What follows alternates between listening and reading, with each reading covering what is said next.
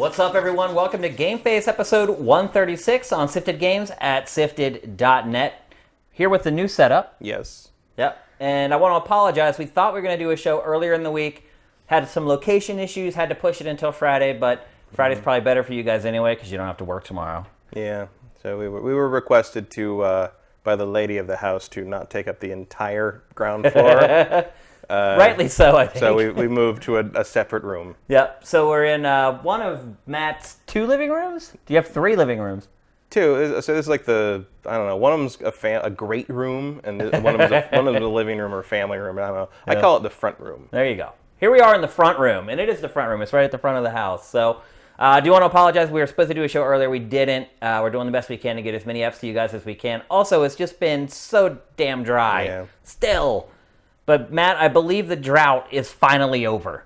I had to put together this month's dossier, the games of August, and it took me like 3 days because there are that was a big one. I saw that. Oh, my God. 53 games. And look, PC is insane, Matt. Literally, there are like 30 or 40 games coming out for every day of every month. So there's lots of cuts that are made before we put the final bow on dossier. But even at that, we got it to 53. So tons of games coming out this month. I think the drought's over. I think we're going to have great shows here until the end of the year. The floodgates are opening. And I know we have a great show for you guys tonight. So let's get straight to it. We're going to talk to you first about a game we spoke about in the last episode, but we were kind of previewing it. We have now spent a ton of time with it, and we're going to talk about our experiences with No Man's Sky next. Obviously, a game that Matt and I had differing opinions on at launch. And a lot of people have been saying this is the game that we thought we were getting back when it launched. Would you agree with that? It's closer to the game that I think some people thought they were getting. I got pretty much what I thought it was going to be. Okay. Minus some quality of life problems. Right. Except for, I didn't expect there to be literally no multiplayer in the code of the game. Right. That was a surprise. But as someone who didn't care about multiplayer, it didn't damage anything to me. Do you care about it now that you've experienced it? Only in the sense that when people randomly join or show up in my game, the frame rate tanks on the PlayStation 4. So I don't care about multiplayer in this game at all. So you didn't have fun hanging out? So here's what happened yesterday. Was it yesterday? Yesterday, yeah. I joined Matt's game and got to go into his world and see all the stuff that he's built, which is absolutely amazing, by the way. Compared to what I accomplished in this game, Matt is like a god of No Man's Sky. You didn't enjoy a little more me being in there and us kind of plucking around? Well, yeah, but then I kept doing my thing and you got stuck on the ground because you didn't know how to make the launch fuel or like you couldn't find the crystals you needed. Yeah, I couldn't. So yeah. And one thing I will say is the game, don't think that it's like a completely different game now. No, it's still a survival game with all the same kind of, very crafting heavy. It's obviously much better looking. The geology is more varied. There's varied gravity now. It's not. I think they're planning to make it more varied as they go along. But there are some planets you'll be on where like your jetpack will take you like with one burst like 30 feet in the air, and some where it's like you're barely hopping along. I like that. Yeah, that's good. The way it should be. It's more realistic. It seems like the planets rotate in some form now. Like you're not, the place you need to go is not always going to be in the same place when you leave. Which is cool.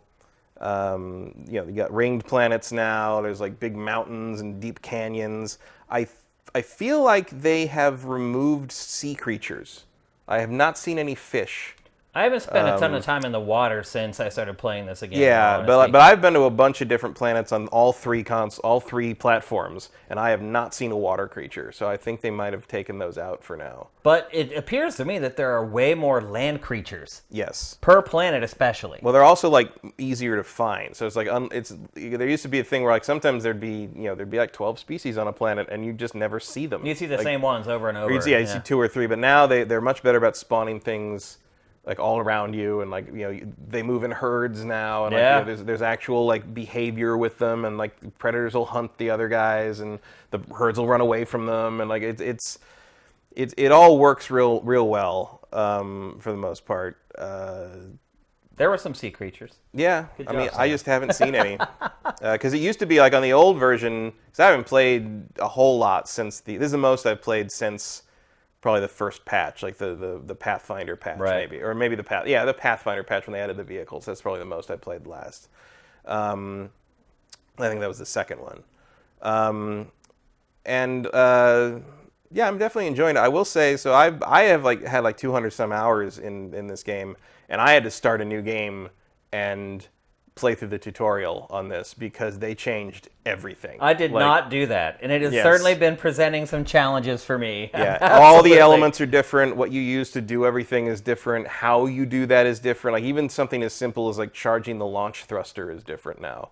And a little more busy worky, which I'm not a huge fan. Like there's a couple things that like, in the old days to charge the launch thruster, you just threw a bunch of plutonium in it. Yeah. And now you have to have ferrite dust to craft a metal plate, and then you take the metal plate and dye hydrogen and craft launch thruster fuel, and then you stick the launch thruster fuel in the launch thruster. Yeah. And it's like little much. Yeah, to guys. me, that is one part of the game that should have gone the other direction.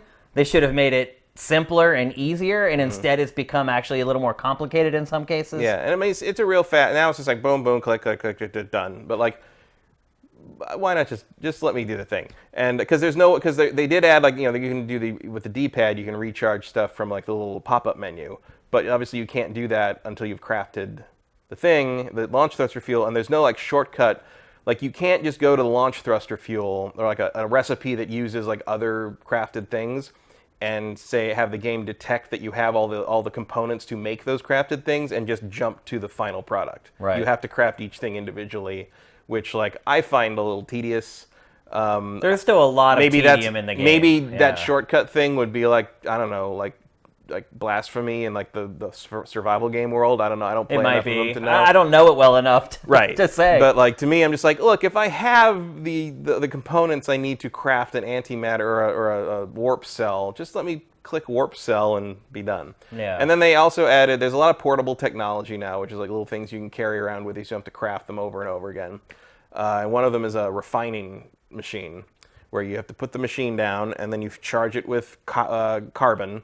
And then you stick whatever you want in, and it will refine the thing into something else. And the most common thing for me is usually refining any kind of metal into the colored metal. I can't chromatic metal, I think it's called, or something like that. Because you use that to do a bunch of various things, crafting antimatter for warp cells and repairing technology, repairing the ship sometimes. Building some stuff, and so basically you stick it in and you hit action. You hold X and go, and like you basically have to sit there and watch it for like a minute. And I'm like, the last thing I need in this game is more stuff to stare at and wait. Like, hurry up and wait is not an interesting gameplay mechanic. So I'm not like super thrilled by that. Eventually, it looks like you can put like bigger ones in your base and combine different elements, and you kind of like keep them running while you're not there and kind of thing. I do have a new thing on one of my bases where it just continually processes oxygen. So every time That's I go good. back, I can just pull oxygen out of it, and Yeah. like I'm good. So there's a lot of stuff like that. I know there were people that were like wishing there was a way to like have the base sort of automatically mine stuff, so you didn't have to constantly run around gathering stuff. Yeah. And there are options for that now, as long as you keep them charged. Yes, the other thing is charging stuff, like keeping your technology charged at the base, takes so much less material now. You used to have to charge the the greenhouse, the farming things, and the hydroponic. the whatever, hydroponic bays would take like I don't remember, it was like 20 or so carbon. Now it takes like 4. Yeah. Like it's just boom, boom, boom, and like you That can make a big difference. So and I will it's there is some tedium added, which I'm not which is not, I mean, it's kind of a tedious game anyway. So like if you're kind of already in, this isn't gonna make or break it. Yeah. The other thing I will say is I think they've done a really good job making everything you can do in the game useful for the other. Like they've made all the systems interlink in a much more meaningful manner than before. Whereas before, and probably the best example is like, so now there's the nanite cluster currency, which you can use to buy upgrades. For your suit and for your ship and everything, and some of these are substantial. Like if you spend 400 or so nanite clusters on an S rank module, that's a big jump. It's a big jump in tech for whatever you're upgrading. In fact, money making tip: S class scanner module upgrades up the money you get for scanning plants and animals by 8,000 or so percent. So right now I've got 3 of those plugged in on my PC save, and I'm making like 200,000 credits every time I scan a creature, which is not insubstantial. That makes a big difference. For when you take a whole solar system into account. And that's a pretty good example of one of the things they've done to balance this better. Is like, so back in the day before the patch, when you scanned animals in the original game, you scanned them and then you could upload them to, or rename them if you want, but you upload them and you get units for it, you get money. And after a while, it was like, well, that's a fun mechanic because I love scanning things, but like the money is so small from that there's just no reason to do it because you're already making tons more money from mining or from whatever. So what they've done now is when you scan the creature, you get the money immediately. And of course, that scanner upgrade makes it very lucrative anyway. Yeah. If you upload them to the discovery database, you get nanite clusters. The upgrade currency, basically. Yep. So now every plant, every animal, every planet, all that stuff you scan and upload, you're getting 5 to 10 nanite clusters that you can then use to upgrade your character in a very substantial way. And I think that loop is much more effective and much more true to the kind of discovery element of the game that before kind of felt like an afterthought. And you keep running into things that, there's tons of stuff like that and how everything kind of interacts with itself now. Digging through, the little like, piles of boxes, and you find like navigation data chips, and then you can use your portable scanner and plug the navigation data chip in and find the exact kind of building you want to find. And like, say you go to the alien artifact, and you go find the alien artifact, and you talk to that alien artifact thing, and you can choose to either learn a word of the language or learn about the past. If you learn about the past, you can get the location of an ancient ruin, and you go to the ancient ruin, use your scanner, which you've had to upgrade with the other things you've used, and you can see this chest underground. You use the terrain manipulator, and you get to the chest, and the chest needs ancient keys to be open. And if you look around for the ancient ruins, you'll find those keys, and you stick those keys and you get that. And almost every time you'll get something out of that chest that sells for between 100,000 to like 3 million credits. And then you go up and you can sell that. Now you've got more money that you could buy something else. Maybe you could buy a frigate and send that on a new mission. It all kind of weaves together. It weaves together in a way very complicated. It is complicated, but it weaves together in a way that the previous version of the game simply did not. Yeah. And Absolutely. that was the part of the problem with like the flow of the old No Man's Sky was you'd hit these points where you're like, but why am I doing this? I should never do this again because it's not getting me anywhere. And almost anything you can think of to do in this version of the game does get you somewhere in some way. Okay, so you've given your perspective as someone who really liked it at launch and has played a ton of it. Here's my perspective as someone who played a good bit of it at launch, liked it, didn't love it, and hasn't touched it since. It's still really confusing. What you need to do, what order you need to do it. When I first started the game, I tried to just start playing by myself, to play through like the new campaign stuff, the new single player stuff.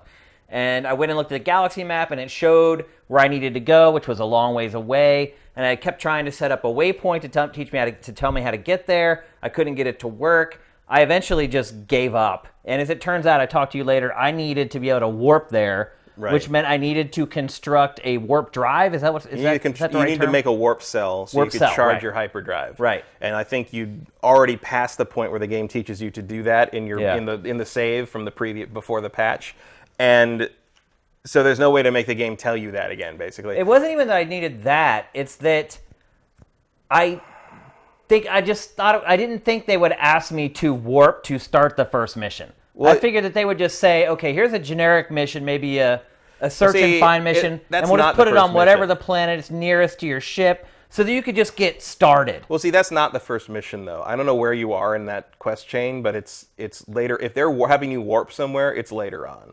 Like, you're continuing off however far along. What my save was from what before. Your old save was from before. Yeah.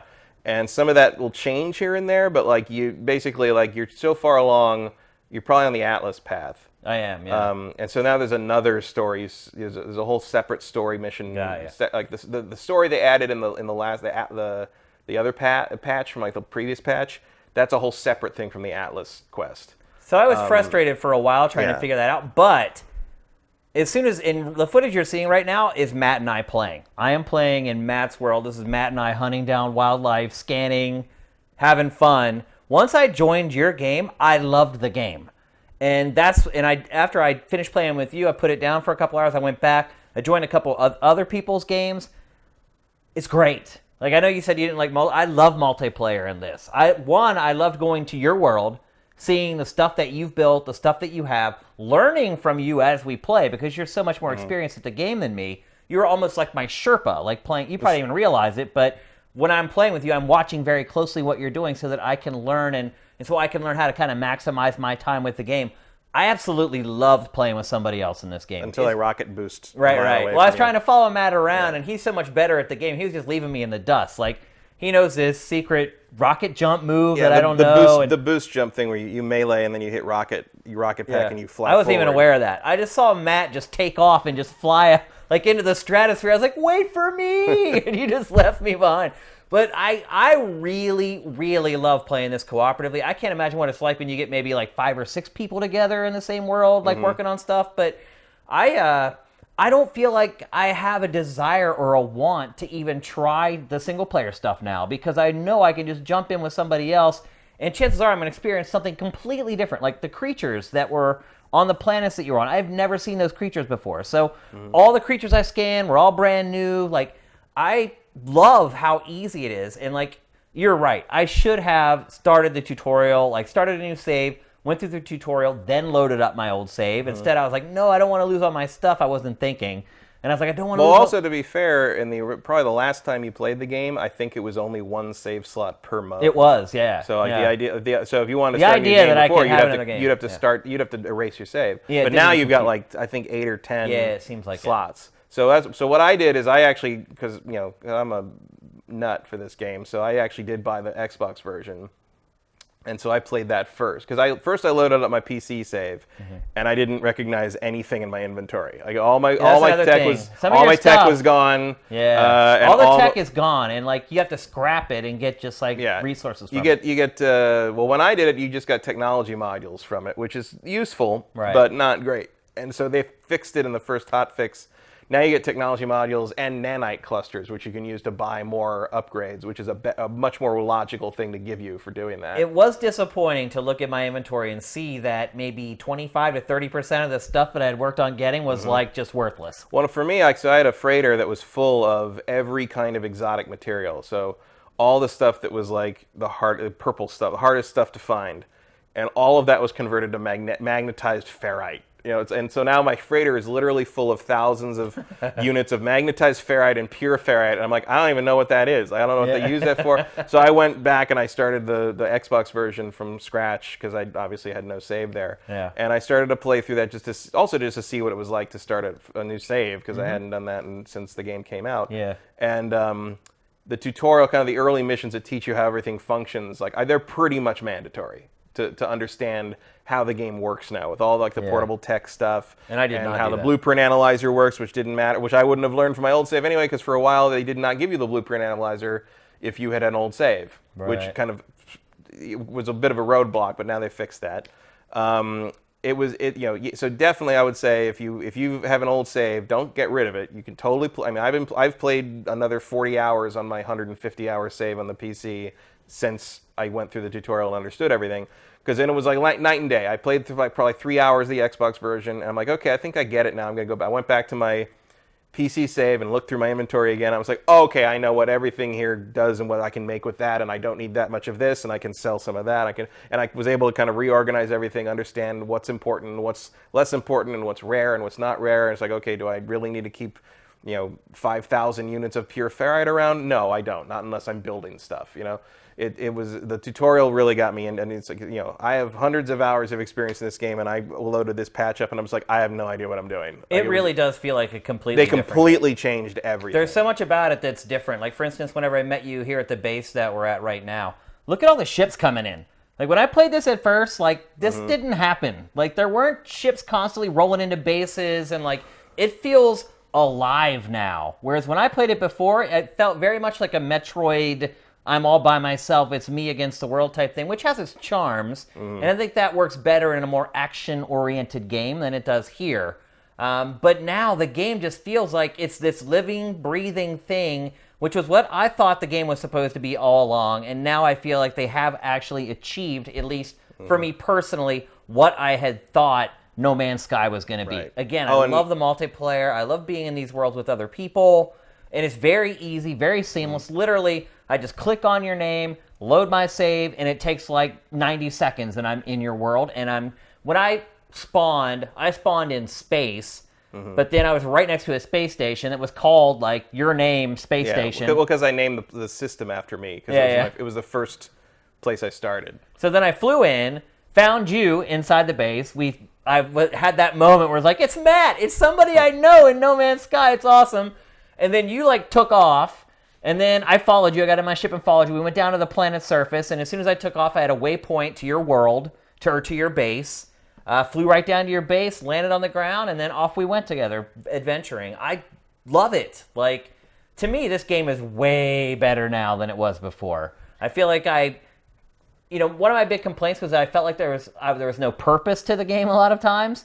And I still feel like I haven't played enough of the single player to know whether that's the case now or not, playing by yourself.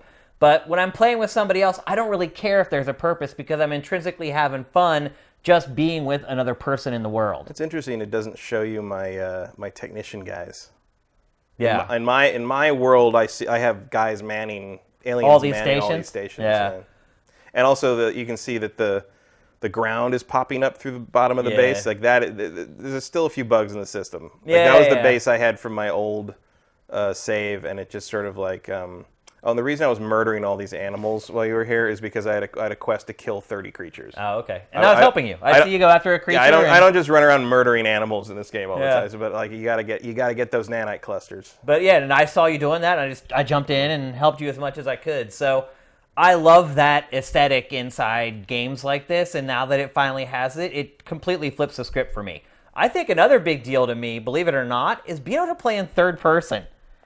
I didn't think it would have that big of an impact on like how much I enjoyed the game, but for whatever reason, it humanizes the game a little more, and it doesn't feel like this weird like looking through a screen at this alien world as it did before. Being able to see the personification of my avatar, for me, just creates like a different mood for the game that I really liked.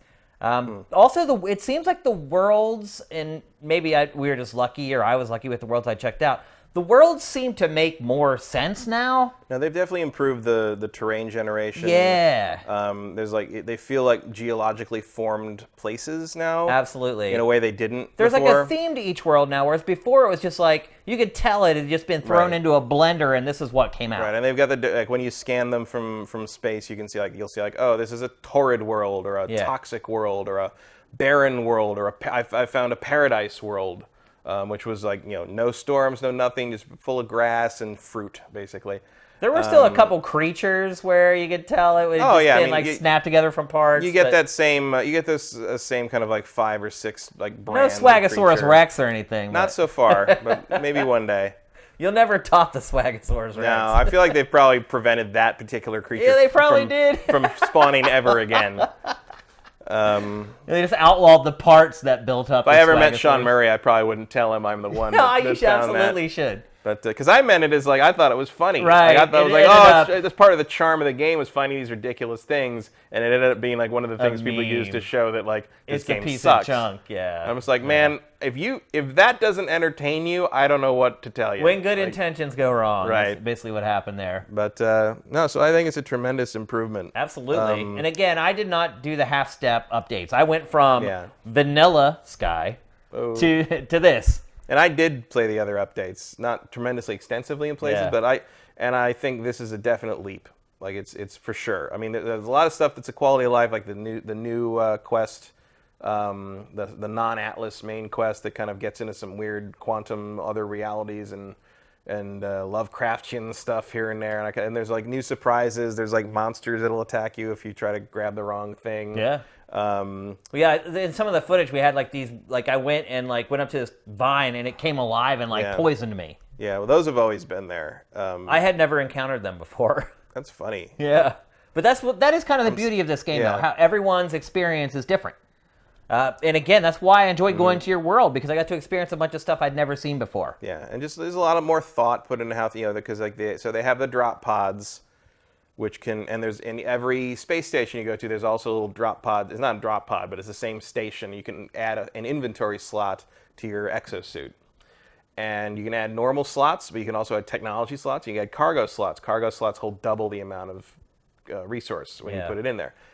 Now that costs a lot of credits as you keep going up. So right now to add another cargo slot to my exosuit, I think I would have to spend something like 1.2 million credits. But if you find a drop pod on the ground on a planet, it's broken, and you can repair it with like a little I think it's a little ionized cobalt and an antimatter globe, and you get the slot upgrade for free. And like once you're that high up, like what a great trade! Like Absolutely. some basic elements for a really useful upgrade, and that feels really good too. The drop pods are harder to find now, but like the reward is even better. Like they've done a really good job of making you feel like the work you did is equivalent to the reward you get. And that was one of the biggest problems with the game, was just that you felt like you were doing all this stuff and not getting anything of note for it. You're not getting equal value for the work put in. Like if your reward for playing the game wasn't seeing all these weird planets, there wasn't really anything else for you. You're absolutely right.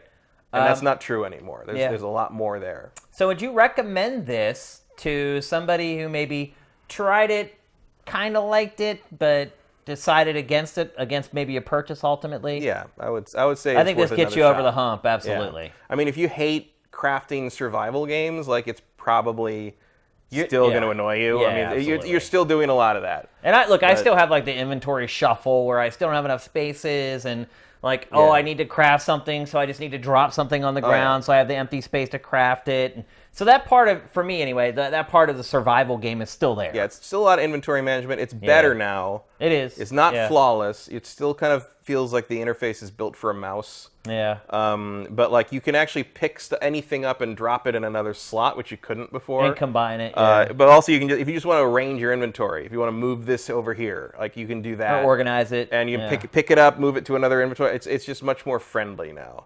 Yeah.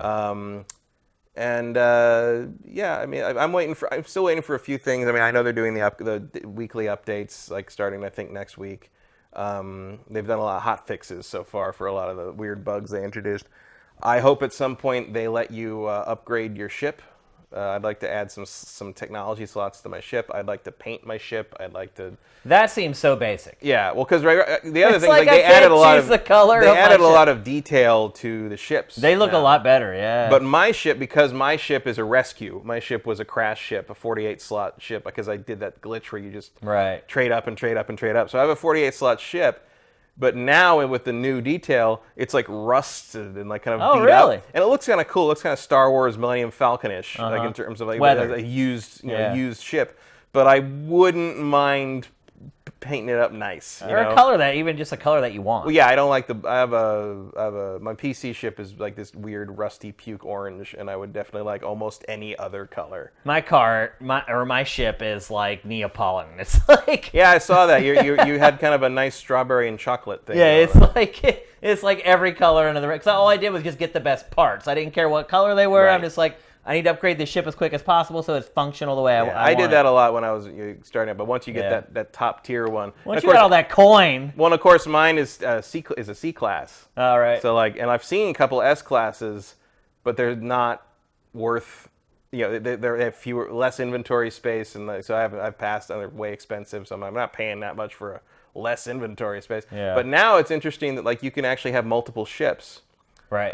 Where you can find crash ships. I did actually find a crash ship that I loved the look of, so I didn't trade it in. I just took it and it went to my freighter. That's another thing. You get a freighter. You get a free freighter. That's a big deal. Before when the freighter update, you had to pay to buy the freighter. Right. Now the game will give you a free freighter if you don't have one. And the way that works is you'll jump into a system and there'll be like a fight around a freighter, and if you shoot down all the attacking pirate ships, they'll invite you in. And they've always, if you save a freighter, they've always done that. Like they invite you in and they give you something. Yeah. Well, in this case, when you do that, they invite you in and they say, hey, the ship is yours if you want it. Here's the trick. If you do that to a freighter you don't want and you decline it, it looks like you never get a free freighter again. Really? So my advice is it doesn't look like it triggers unless you actually blow all the ships up. So my advice is if you jump into a system and see that event happening, if you don't like the way that freighter looks, don't help get them. in the fight. Okay. Don't help them and wait for it to spawn another time in another solar system. Hopefully that's something they patch maybe too. Yeah, look, I have enough money to probably trade in for a better freighter. But look, I saved a freighter without realizing I saved a freighter on my PS4 save that I didn't love the look of, but it had 30-some slots in it, and I was like, you know what? cares? I'm just going to take that. I need the That's slots. fine. Yeah. They're really important. So, yeah, I mean, as somebody who liked No Man's Sky at first, didn't love it, but liked it, and was still glad that they had jumped in and played it, like, I wholeheartedly recommend this game now. Mm-hmm. If you're somebody who was on the fence and was really excited for this game, and then the reviews came out, and then you pulled back and didn't buy it, I think you should get it now. Because you obviously were intrigued by the idea and the concepts of No Man's Sky. The execution wasn't good enough for you to plunk down your money. I think now it is. Yeah. Like, if you know it's a survival game, you know what it's about, and you were just kind of sitting on the fence, I think you should absolutely go for it now. I think having friends who have the game will help a ton. It's helped me enjoy it way more than I thought I was going to. I haven't really scratched the single-player stuff yet, and I've had a blast with it. So, and all the other streamlined stuff we've talked about, like, they really have made it mostly more user-friendly. Yeah. If it had come out in this state, no one would have complained. It probably would have won Game of the Year. Yeah, people wouldn't have universally loved it because this kind of game isn't for anyone. Any kind of survival crafting game isn't for everyone. Yeah. But I don't think anyone would have had any serious complaints. It's just at the most it would have been people's like, it's not for me. Right. As opposed to what is this fresh hell? As opposed to sending death threats to random people on the internet. So, yeah, Matt and I are both loving No Man's Sky Next, and if you were someone who was intrigued by the concept when you first heard about it, I think you will too. Yeah. So let's move on. We're going to talk next about game length. Something we've never discussed before on GameFace. One of the few topics we've never discussed before on the law of diminishing returns is definitely starting to hit the tipping point with this show, where I'm like, wait a minute. And then I start doing like a search on my PC for the folder that has all the rundowns to figure out if we've talked about something before. This is something we've not talked about, and I think it's interesting because it's almost like a sliding scale. So what I want to answer here is, what is the perfect length for a video game? And I started doing research into this topic, and what I realized was that it changes depending on the genre of the game. Or does it? I guess that's what I want to discuss. Does it really matter what the genre is, or is it dependent on the quality of the game? Yeah, well, I think it is in part dependent on the genre. Like I was perfectly happy for The Witcher 3 to last 100 hours, but as much as I enjoyed Call of Duty Infinite Warfare, I would not have wanted to play 100 hours of that game. There's a certain gameplay loops can keep my attention longer, and if you add kind of an exploration element to it, that is certainly something that'll keep me going longer than just like, oh, better shoot that guy too. It depends. For me, like a good open world RPG, like I like to get 60 to 100 out of it, depending on how much of the side stuff I'm willing to do. For a good shooter, I like that to be about a 10 to 12 hour campaign. Why is that? I think it's just it's a difference in like kind of how long that sort of Twitch style gameplay can keep me engrossed, as opposed to sort of being invested in the upgrading of a character and the evolution of if there's a party or there's characters that interact with each other, the evolution of those relationships, and sort of like getting further into the world and learning more about the world and upgrading more and more, and kind of going on that journey with those characters, which is sort of how an RPG sort of rolls. Like that's sort of how that rolls in terms of how they get you invested in what you're after. And for something that's a more kind of straight action, I tend to want it to be closer to like a 10-hour experience. But like, it's interesting that you're running God of War right now, because that's the kind of game where if you just shown it to me and said, how long do you think that should last? I would have said like 10 hours, like 8 to 10 hours. But that was more like a 20-hour game, and I honestly would have gone another 10. That's why we're showing God of War, because this was the game that really kind of threw a wrench in the works for me. Because I agree with you, like, that's also why we had Call of Duty loaded up. And it's funny because of closely I've loaded up in the TriCaster, you just went through 2 of them. And I chose them knowing that those would probably be games that would foster the discussion. You're right. Like, do I want to play a Call of Duty campaign for 30 hours? No. And I think a big part of that is because it's repetitive. You're essentially, sure, you maybe get new weapons and there are set piece moments that maybe last for 90 seconds or whatever. For the most part, you're shooting, throwing a grenade, reloading, rinse and repeat and it does get old. And I think when you start talking about open world action RPGs, there's a lot more variety, and you can craft the character how you want. Like in most of them, You can be more spell-oriented, or you can be more melee-oriented, or you could be a ranged character. In a lot of more straightforward action games, that's really not the case. It kind of dictates to you what you're going to do, when you're going to do it, and how long it's going to take. And to me, I feel like when the studio takes total control over how a game plays out, I generally want the games to be shorter. When I get more agency and I kind of control how things play out, then I want the games to be longer. But I will say, like, for games like a God of War or a Witcher, to me, even with games like that, the 30 to 35 hour mark is, I think they should end. And to me, the biggest offenders for games that are longer than they need to be, JRPGs. And to me, a perfect example of that is Persona 5. That game does not need to be 100 hours long. That game, to me, would be way more enjoyable if they had crunched down the prose, the story, into its essence to like a 30 or 40 hour game. I mean, there are literally sections of this game that are 10 to 15 hours long where you're basically doing the same thing over and over again. And don't get me wrong, I really like Persona 5. I gave it a great eval when it came out. I talked very highly of it on the show. But at around hour like 68 or whatever, I was like, wait a minute. And then I realized, oh my God, I'm not even anywhere near the end. And then I ended up going over 100 hours. And so, to me, I think the irony of our industry is that a lot of times the games that should be shorter are the games that end up being really, really long. And almost all JRPGs are that way. And that's one of the reasons why Octopath Traveler turned me off, because I could see where it was headed. I was like, oh man, I've done this a million times. I can see what's going to happen here. I'm going to grind for the next 50 hours just waiting for that IV drip of plot to be given to me while I keep doing the same thing over and over and over again. And I think JRPGs in general are guilty of being bloated. Well, also my issue with Persona 5 isn't so much that it lasted as long as it did in principle, but in the sense that I would not have noticed how long it was as much if so much of the game wasn't just repeating itself.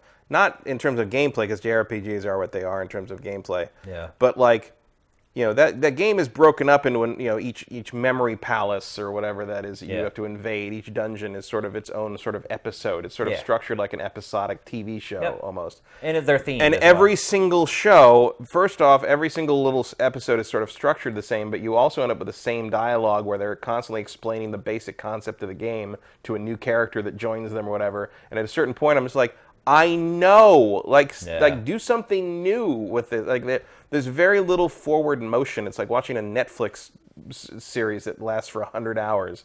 It's just like, find the story find the length of time that your story fills and do that. And the other thing I found too, Persona 5 doesn't do that very well. The other thing I found too is, and this is another reason why I like to play games as blind as possible, is because once I know a game is 60, 70, 80, 100 hours long, if I get to a point in that game where I feel a lull, I drop off. Because I'm staring at this mountain of stuff to get through. And if I get to a point where things get boring, I start to think to myself, so almost subconsciously, oh, I extrapolate it out across the rest of the game. And I'm like, okay, well, there's still 60 hours left of this game. How many more of these dead spots are there going to be? And subconsciously, it turns me off to the game. And that actually happened with me with The Witcher 3. It took me my third attempt at playing that game to actually drive through it and finish the game. And a lot of it was because I was kind of behind everybody. Everyone had finished it. I had played something else. I think you actually reviewed Witcher 3 for Sifted.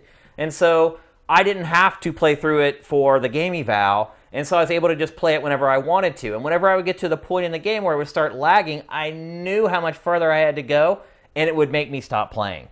And again, that's why I enjoy playing games with as little knowledge about them as possible. I also think that gets you to a more pure, more clean opinion on a product as well, if you're not influenced beforehand, before you kind of jump in and actually give it a go. So I think there are detriments to me for games being that long. And I also feel like the vast majority of games cannot sustain something of that length. The Witcher, that's one of the reasons it was my game of the year, is because it did keep giving me meaningful reasons to keep playing. I felt my character grow in power. I never felt like I was just one-hitting everything throughout the entire game, which is another problem that comes into games where you have leveling, like RPGs, is it's very hard to balance something across the entire length of the project.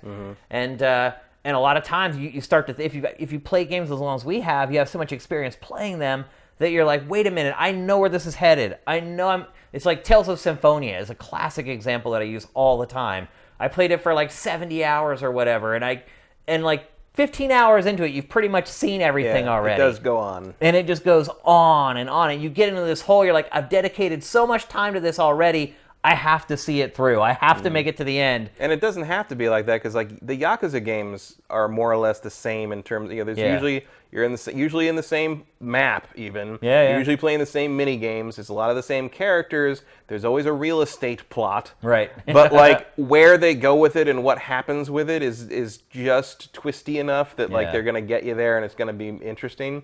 So it's like it's not like it can't be done. And like The Witcher 3, I have played that game to completion 3 times on 3 separate platforms.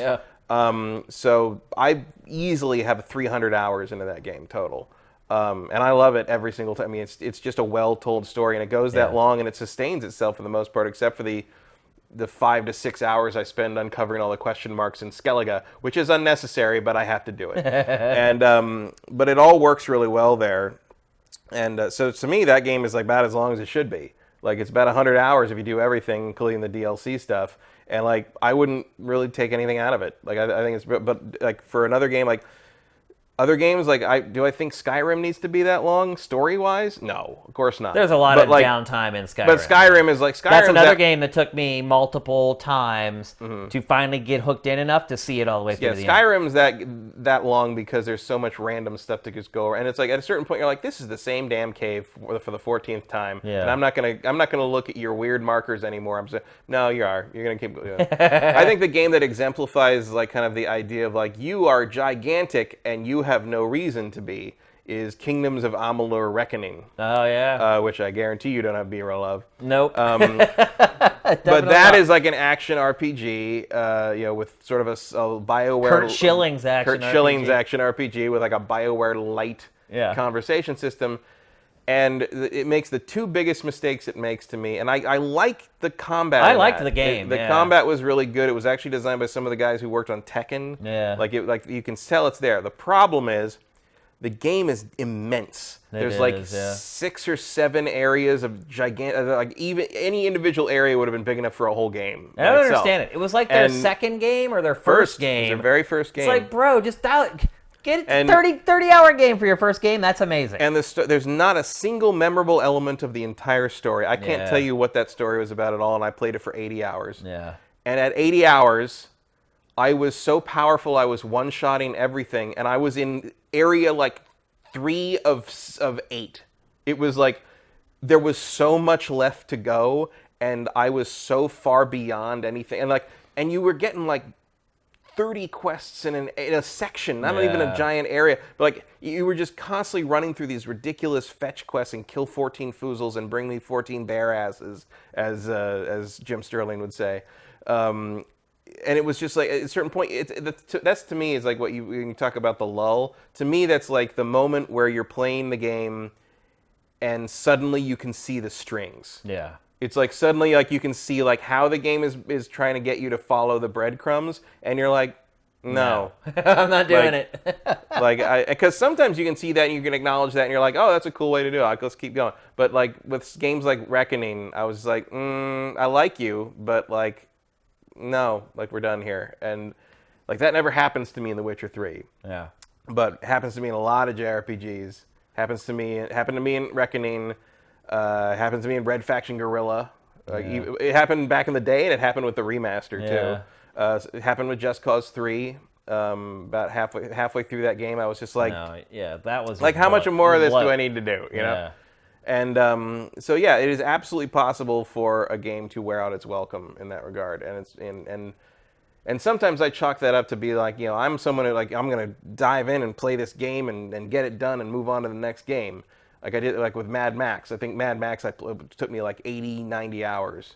Why? And I did. Why'd you do it? I liked it, and I didn't love it, but I liked it enough that every once in a while I'd just be sitting around and be like, yeah, I'd like to play that right now, and I just play some more of it. Yeah. And like, but I was thinking like, maybe like a normal person, this is the game they buy and they play for like 4 months. Yeah. Whereas for me, I'm trying to get through it in like a week. Yeah. And it's like, no wonder I'm getting like fed up with it. It's just like I'm playing it too much. Maybe I play too much at once. Maybe we these are not, do that. Maybe these are not Absolutely. binge games. Maybe That's something I always try to keep in the back of my mind is that we play games differently from the way most people play them. Mm-hmm. And so whenever I'm playing a game for an eval, when I start to think to myself, oh, this is getting repetitive or I'm getting tired of playing this, I keep in mind that most people are not going to sit down and play one game for like 18 hours in a day.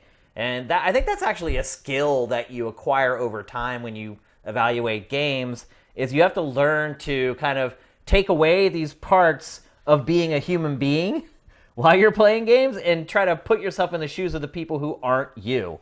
And I think that's a skill that you develop over time as a reviewer, and I don't think that's something that you can just figure out right away unless you've kind of lived it.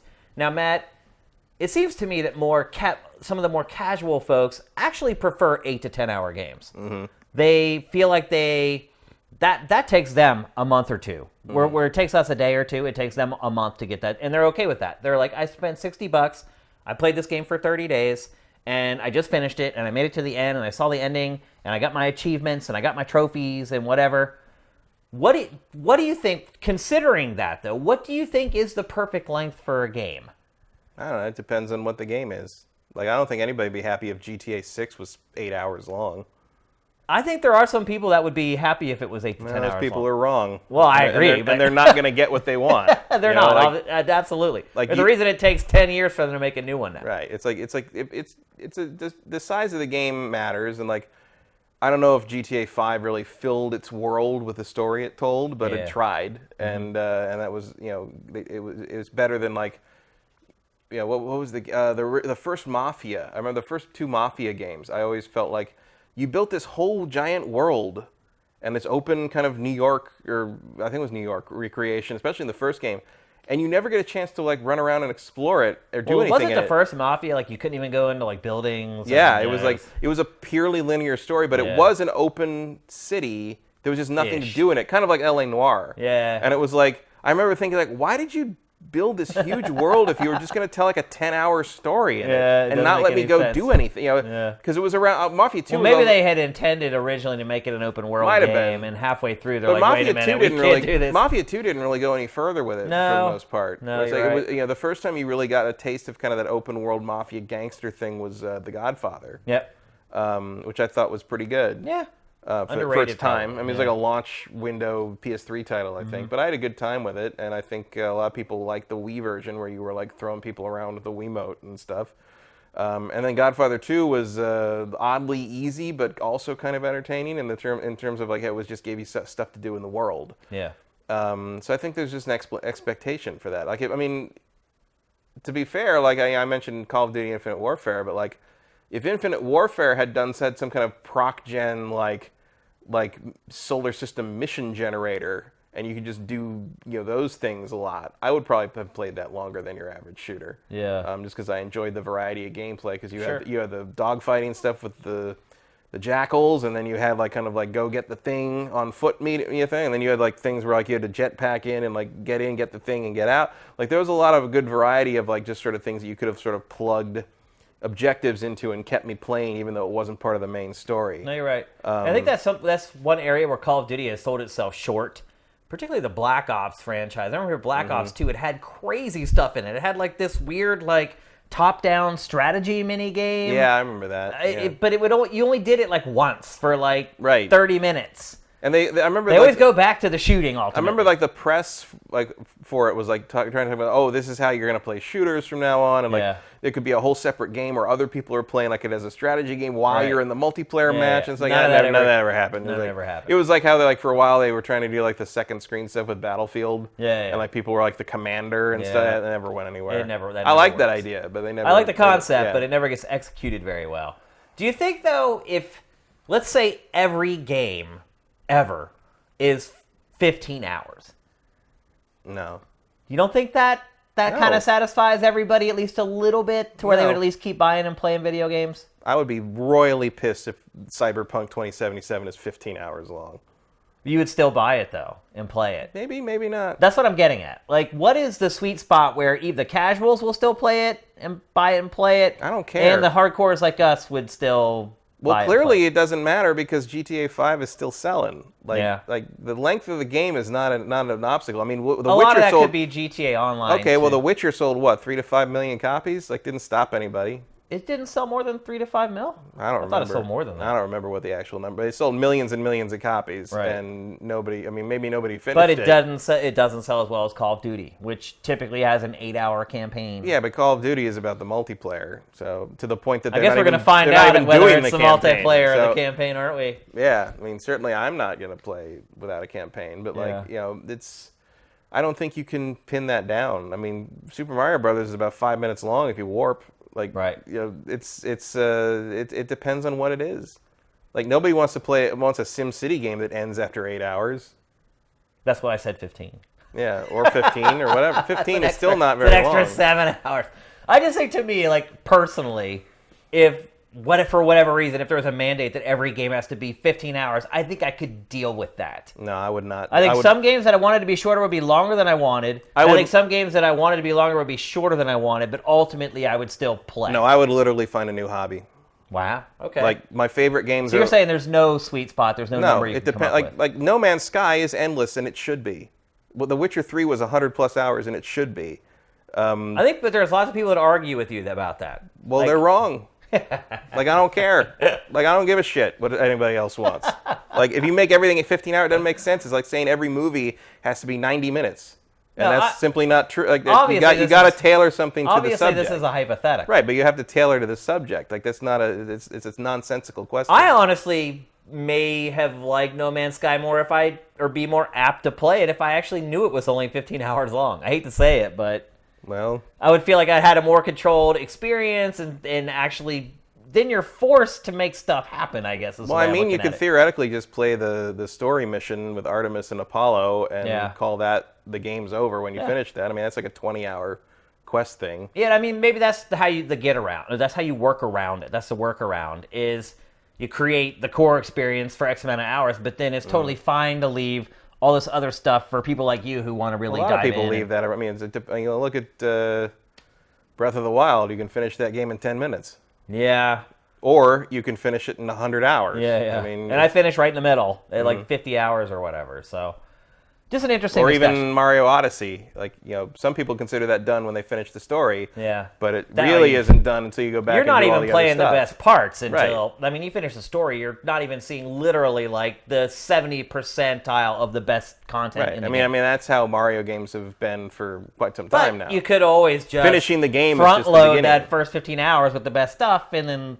Yeah. You can design it that way to make it work, I guess is what I'm saying. Yeah, I just don't think it would do anybody any good. It feels like that would just be like making everyone just sort of mildly happy instead of making some people really happy and some people just not for me. Care at all. It's like it's like people say all the time on social. It's like not every game has to be for everybody. Yeah. And if you don't want to play a 100-hour game, I understand, but I'll see you 100 hours from now. Yeah. Right. If I like it. I mean, I'm not, if Kingdoms of Amalur, probably, if you do everything, probably takes like 300 hours, and I'm never going to know what the end of that game is. So I think maybe the conclusion we've come to is that it's really dependent upon the quality of the game. Right. The game has to be good, and not just good in bursts. It has to be able to sustain it over the long haul. Right. And I think it's like, when I watch 2001: A Space Odyssey, I don't feel like that movie's too long. Yeah. But if I watched, say, a Jean-Claude Van Damme movie that was that long, I'd be like, "There's no reason for this." You gotta pick a length that's appropriate for the subject and the story you want to tell and the thing you want to get across. Is there ever too much of a good thing? Is that possible? If it's too much, then it's not a good thing. Touché. You know what I'm saying, though. Yeah, but like in games, I rarely run into that. Yeah. I do run into that sometimes with but it's like if I'm not enjoying it, it's not a good thing. If I think there's too much of it, I don't think it's a good thing. Yeah. It's like I think there are a lot of people though, that feel like they need to finish something to get that sense of accomplishment. somewhat. I mean, I don't finish everything, and I'm okay with it for the most part. But it's Yeah. like I'll usually go back and do it again. Get there eventually. Yeah. I certainly understand people who can't play through a whole 100-hour game in one sitting or in one time bracket. Lifetime. Or whatever. As opposed to, I mean, I've found, if you love something, you'll find a way to make it work. I mean, I've played Witcher 3 3 times. Yeah. And, it's great every time. I play it so far, I played it once a year. I played it on the PC when it came out, and then I played when they upgraded it for the Pro, or when I got the Pro and it ran a little better on the PS4, I played through that again, off of a save that was already 10 hours in or something. And then when it came out for Xbox One and they did the 4K HDR update, I loaded it up let's see what it looks like, and I played the whole thing. I didn't even mean to. I wasn't even intended to, but I did it anyway because some of those games just resonate. Whereas every once in a while, I also boot up Kingdoms of Amalur just to see. Wow. Just to see. And I'm just nah, it's still boring. And I get an hour Very in, bland, and it's just the that game. same thing over and over, and you can't jump, and I hate when you can't jump. Yeah. Zelda games are really the only games I accept not being able to jump. I don't know what that Well, is. now you don't have to worry about that either. Yeah, now that's fine. But yeah, I mean, the length of the game is never an issue for me in terms of how long should a genre, how long should a thing be. The whole thing is well, I don't like this, so I'm not going to play it anymore. It doesn't matter how it's long about it as is. far as it goes. So it really comes down to quality. Yeah, and it also depends. I've played JRPGs and tried to Final Fantasy 15. I hated that game and I finished it just so I could say I did. But Final Fantasy 13 I never finished, even though I was told it got way better after 40 hours. But I never got all the way to the end of that one. That's a tough slog to get over the hump. You go through that one. The first half of the game is you walking on a linear path the whole time until you get to the Grand Pulse. Yeah. I never got to Grand Pulse. Well, they kind of did that with 15 as well. A little bit, yeah. It started out linear, and then eventually it turned into an open world game. And then it goes back to linear. Right, yeah. And, so I never finished that, but it's I gave Final Fantasy 13 20 hours, and I didn't feel like it got any better. Whereas I've played Black Ops 2, I gave 45 minutes. Yeah. So it's weird how the amount of time I'm willing to give something to prove itself to me seems to be more of a percentage of its total length as opposed to an actual hard time frame. Yeah. Black Ops 2 was 8 hours. You gave it 45 minutes. It's not like I sit down. I'm okay, whatever game you are, you have an hour to entertain me. And if it does, it depends. If it's a longer game, I will give a longer grace period. It's funny how all this stuff just works subconsciously in your mind. It's not you're not cognizant of it. You're not making that decision. Your mind is making those decisions for you. Mm-hmm. It's pretty bizarre to think about. So. No answer, I guess, ultimately, at the end of the discussion. Although somewhere out there, there's somebody analyzing this subject in an attempt to make us buy more loot boxes. Yeah, I mean, look, I would love to see the data of what percentage of games per hour people end up completing. Mm-hmm. If it stretches 5 hours, what percentage of people fall off from ever completing it? Or if it's a 100-hour game, people know it going in, if more people complete it because they know going in, they've got this struggle ahead and they want to overcome it. Yeah, I did think it was interesting that people were they were looking at metrics on God of War, and your average completion for a long, a full-sized single-player game is about 20%. Yeah. And the completion rating, at least according to the trophy data, on God of War is 58%. A whole lot of people finished that game. That's because it's great from beginning to end. Well, again, it goes back to quality. There's that thing. The pacing's great. The quality, the pacing and the story and the character, it all pulls you through. Yeah. And so maybe that's all it needs to be. Again, as long as it needs to be to do with subject justice. One of my old English teachers used to say a horrible sexist thing when people would ask him how long should the paper be. He would say, and I do not support this, but it always sticks in my head because it was always super gross. Mm-hmm. But it was it does. He said it should be like a woman's dress, long enough to cover the subject, but short enough to be interesting. And that's a terrible thing, and you should not say it in classrooms in the 21st century. But and if you do not say you heard it from Matt. No, I had nothing to do. Don't tell anybody that that or was that my you heard it on education GameFace. Upbringing. But that is what he'd say every time if somebody asked him how long it should be because he didn't want to give a page limit. And I'm sure there's a way to translate that into something that's not like gross and sexist, but like you see what I'm trying to say. No, I get it. I understand. Maybe you could say the same thing about a tie. No. Long enough to cover the subject, but short. I mean, ties aren't interesting. Yeah, I think the first analogy makes more sense. Yeah. Whatever. So there you go. Let's move on. We're going to talk next about... Basically what he means is you know how long your paper should be. Like you know how long your game should be. Yeah. You know, like we are, okay, this is too much. This is not enough. It's a distinct balance, but like you know it. Sometimes those decisions are made for you, though. That's and true. they end up having to cut out big chunks of a game That's that true. ends up making the end experience not very good. Yeah, you are not writing this essay. You're alone in Yeah. the case of video games. Yeah, exactly. Yeah. There's a corporate entity sometimes that thinks you should play this game for 1,000 hours. Yeah. Even though that's a term I've heard thrown around in terms of like goals of like how long the AAA publishers want you to play something, is they want you to play their game for 1,000 hours, and I'm like, games like League of Legends. I don't know. I mean, League of Legends okay, but if you're talking about like Tomb Raider, Yeah, no way. like what? Like, I Not mean, happening. I mean, Although GTA Online, there are sure, people that play that but for 1,000 but there's hours. more to that, and like but if you're talking about like, I mean, the most played thing I played last generation was probably Mass Effect, the Mass Effect trilogy. I played through that trilogy a full 3 times, plus a few other playthroughs of 1 and 2, and I totaled all my saves up at one point, and I had my playtime of Mass Effect 1 through 3 total is somewhere around 700 to 750 hours.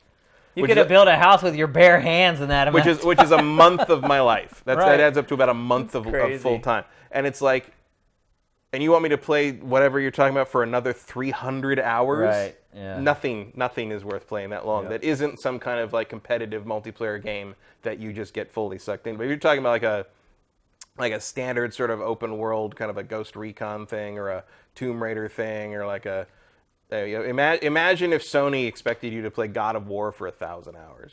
There'd have to be online. That's ridiculous. Online play. There'd be online stuff. There'd have to be like loot box stuff. There'd It's the have only to way it's be gonna like, happen. cosmetic stuff. It would be you'd need more. Yep. But this is a thing that kind of the mobile game boom has sort of created in the strategy think expectation, tank world of people. It's like, do you play these things? Because that's Well, they not probably how that look at it works. like, hey, there's someone who will play a match 3 game for that many hours. Right, Why won't so- they play Destiny that long? Right.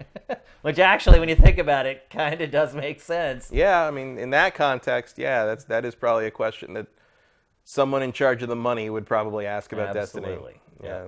All right, let's move on. We're going to talk next about the 3DS. We're going to talk about a 3DS game on GameFace. I know we hardly ever do, but honestly, when I was putting together Dossier, the games of August, I felt sad for the 3DS, Matt, because literally the game we're going to talk about is the only worthwhile game for the system coming out this month. Wow. It has really got to the place where even Nintendo, I think, even though the hardware is still selling, by the way, it is still selling very well.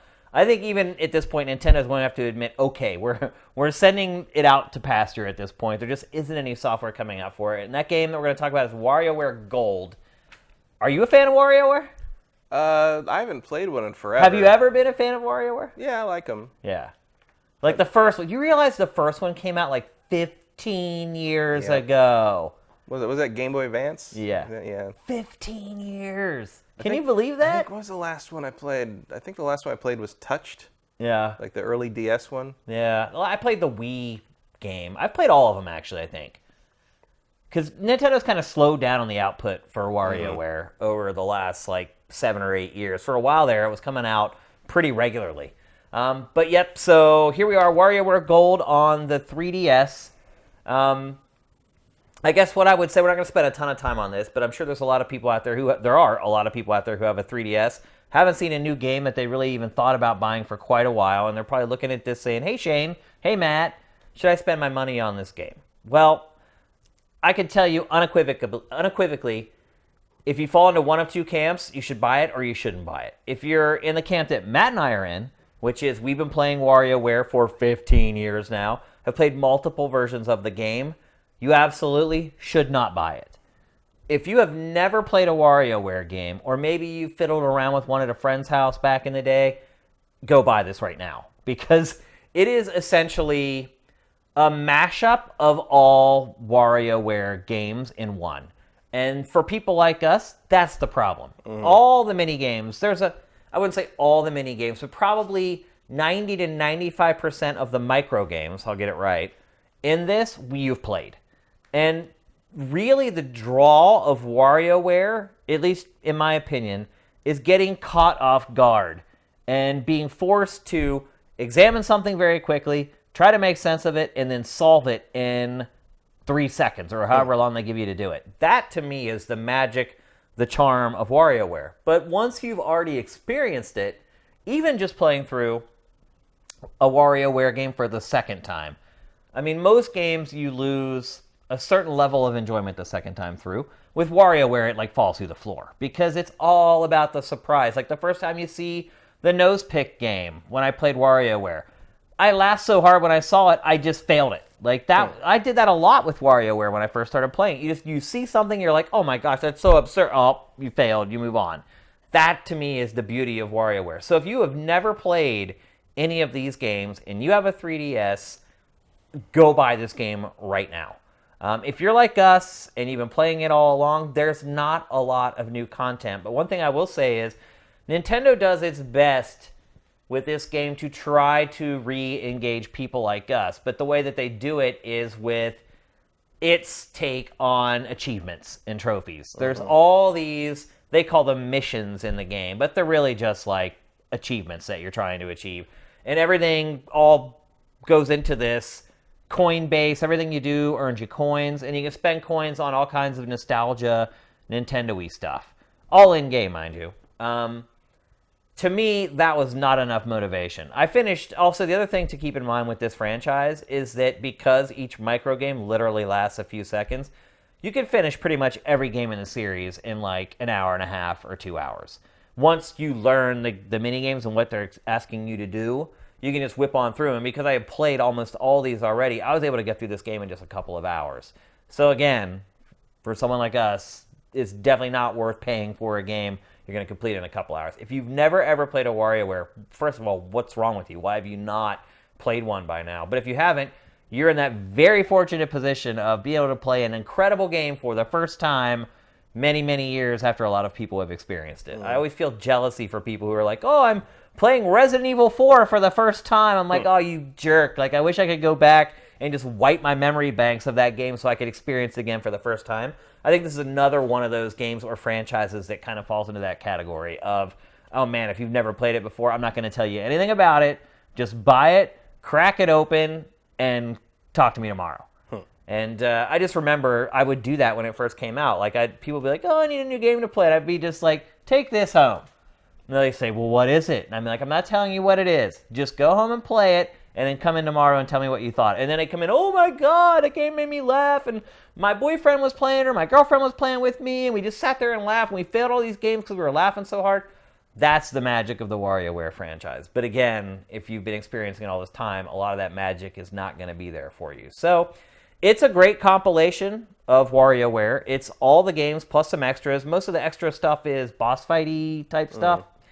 But it also is the best package for WarioWare so far as how they put a wrapper around all the micro games to motivate you to keep playing, and kind of how the game is designed and organized. It's the best in the series.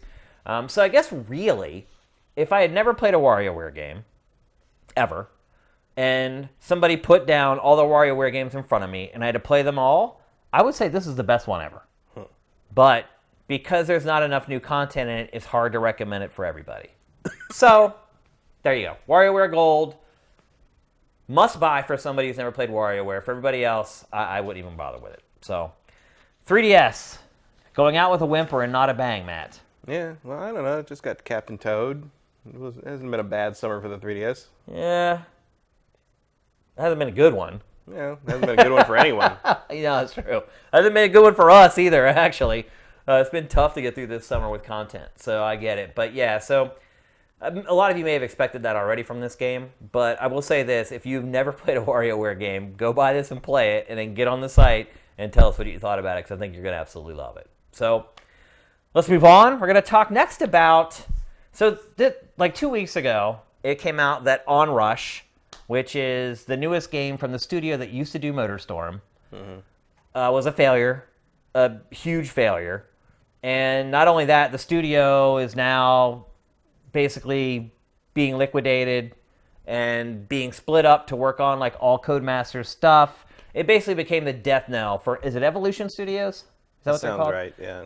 It basically became the death knell. And I played this game in beta, and I loved it. And I talked to you guys about it here on GameFace, and I said, hey, this is something different. This is something unique. In fact, I think it was just like the week after I talked about Trailblazers, Yes. which was another really innovative driving game. I really enjoyed the beta, and then the reviews came out for this game, and I think its Metacritic is at like an 8 or a little bit above an 8. It got resoundingly positive reviews. I didn't read a single negative review for this game, which is rare. Even the highest scoring games is going to be somebody who's going to write a clickbait review to try to get people to read their review. Not the case with this. Unanimously praised by all critics. I love the crap out of it, and it totally tanked. Nobody cared. So I didn't even realize it came out. yeah, it's been out now for like 3 or 4 weeks, something like that. Wow. Also, So- it's a terrible title. Is it any worse than MotorStorm? No, but I mean, it And is. MotorStorm sold millions. It is a little worse because I think it doesn't have any hard consonants. It's very onrush. Yeah. It's just like I hear it's you. just like No, you're right. it's nothing. There's no punch to Get into it. the psychology of linguistics, and I Yeah. see what you're saying. Like it needed something. Needs something with a K or a P in it. Well, well, one thing I will say is that this game is probably going to cost $30 in the next couple weeks, and I think it would be a very, very wise purchase for people at $30. So, I guess the fringe benefit for us when great games fail is you get to buy them cheap, like Yeah. in short order. So maybe we shouldn't approach this topic with, "Oh, it's a bad thing," because ultimately it's a bad thing if the developer goes out of business. right, because then they can't make the sequel or keep expanding on the ideas that it worked on. So anyway, I want to pose the question, why do great games fail? Why do you think this game failed, other than the title? I mean, the title doesn't help, but also I think there's there doesn't seem to be much of a hunger for racing games No. right now. I mean, you've got your Gran Turismo, you've got your Forza, and I guess Need for Speed does okay here and there, but like this kind of like arcade racing sort of thing, just like there's no one talks about it, no one seems to wax nostalgic about it in any great numbers. Even MotorStorm. You Yeah. don't find a lot of people that'll be like, "Oh, I remember MotorStorm. What a great time that was." It's weird. It's just not a genre that's like fondly missed or thought of at this point. And I think it probably will be eventually. Like these things go in cycles.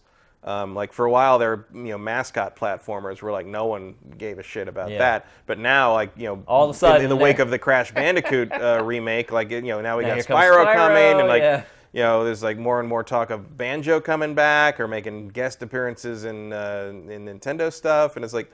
I think people are rediscovering that, and I think at some point people will come back around, and Sony's going to have to start thinking about a MotorStorm remaster trilogy or something like that. But right now, it just feels like this kind of game there's no interest.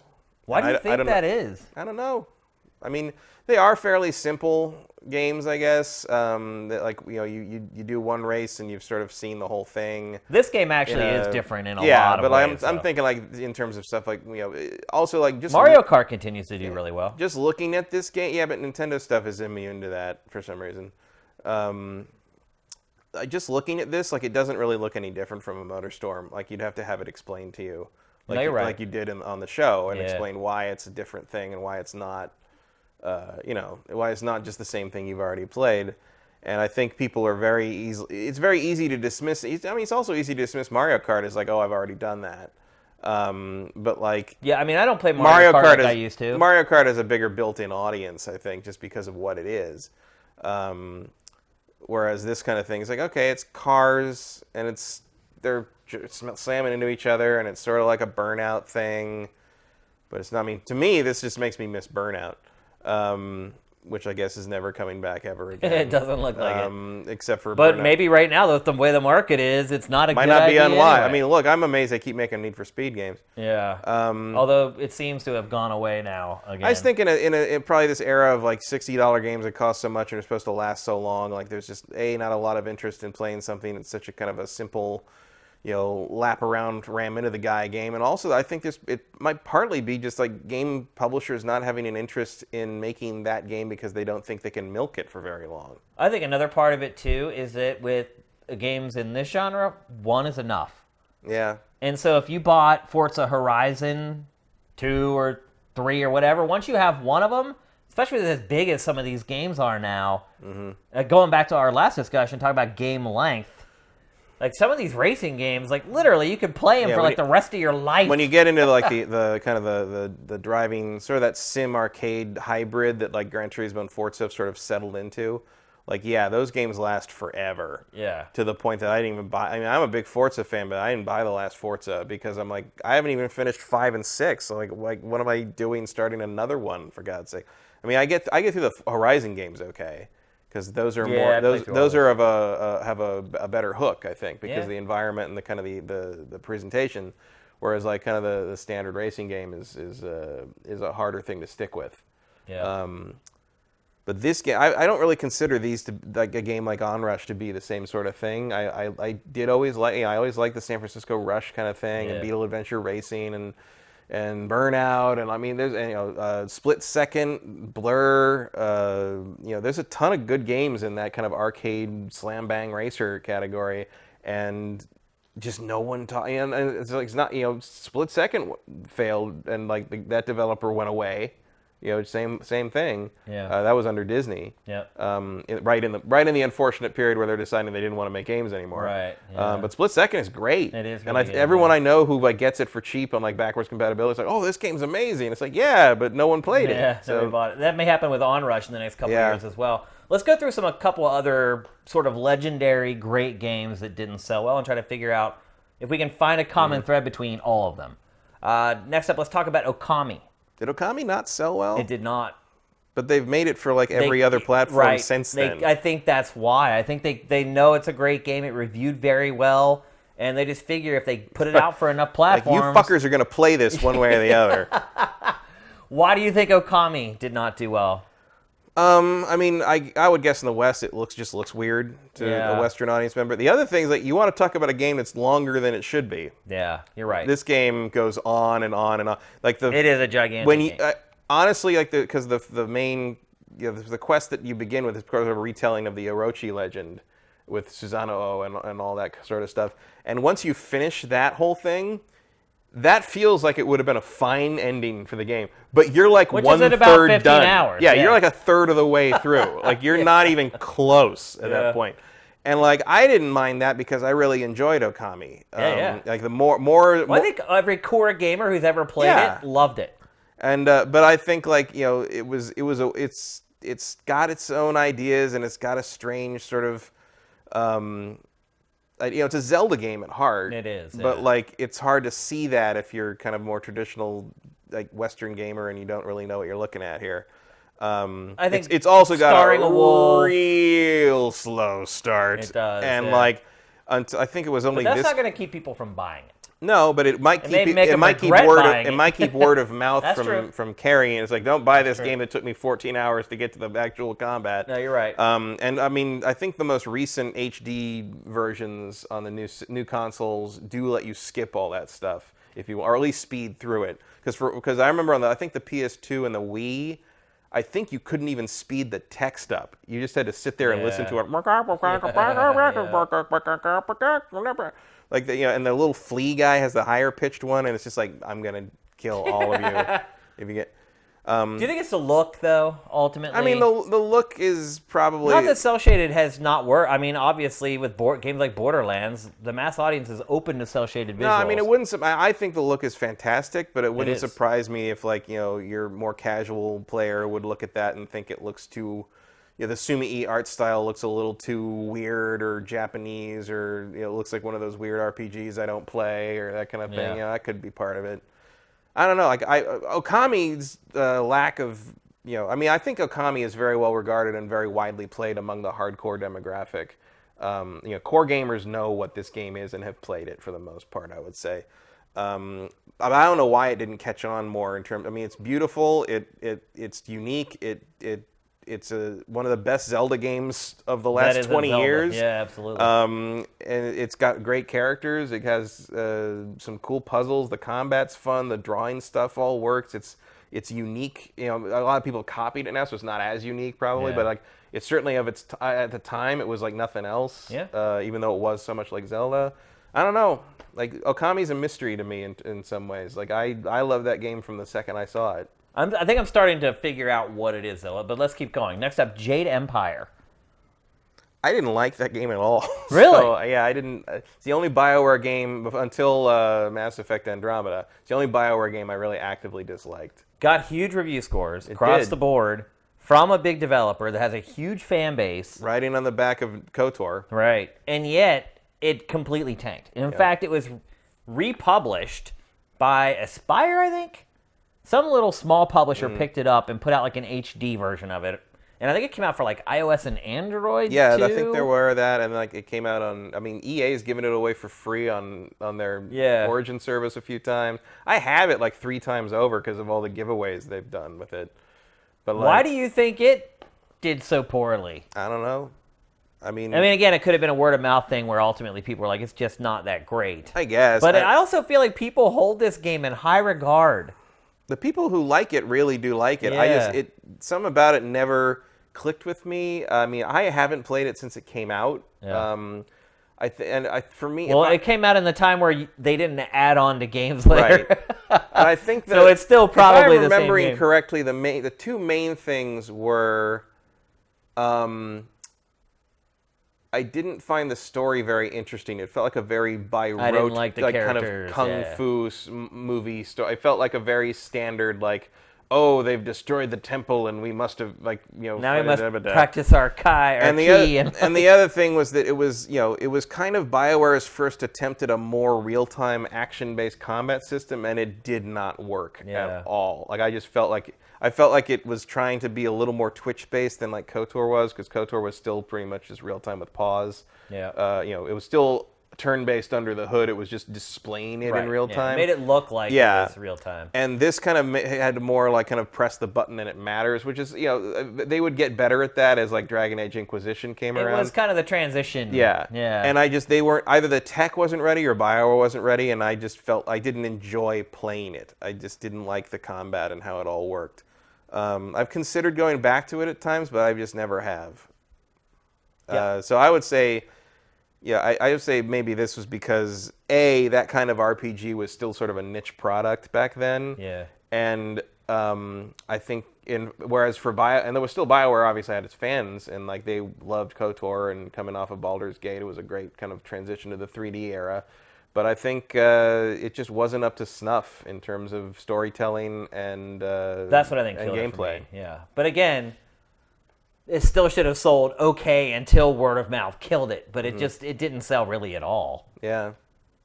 I don't know. I remember it was a bomba. I remember really even was. the like my friends, even people at G4 who worked with us and liked games, like they didn't have any interest in it either. It was just like an instant lack of interest in that game that I don't know what did it. Really. It looks boring. I guess. I think that's what it is. Next up, Psychonauts.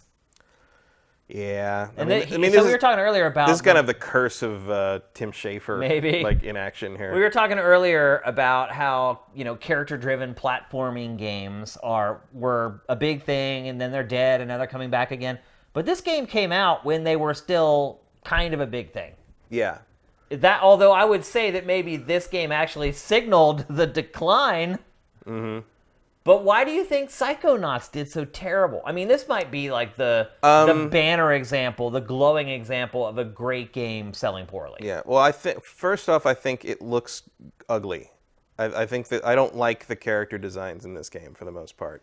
And I think it works once you play it and sort of understand what they're after and how it all fits together in sort of the Burton-esque world they're going for. But I think if you just see the characters, they're kind of off-putting.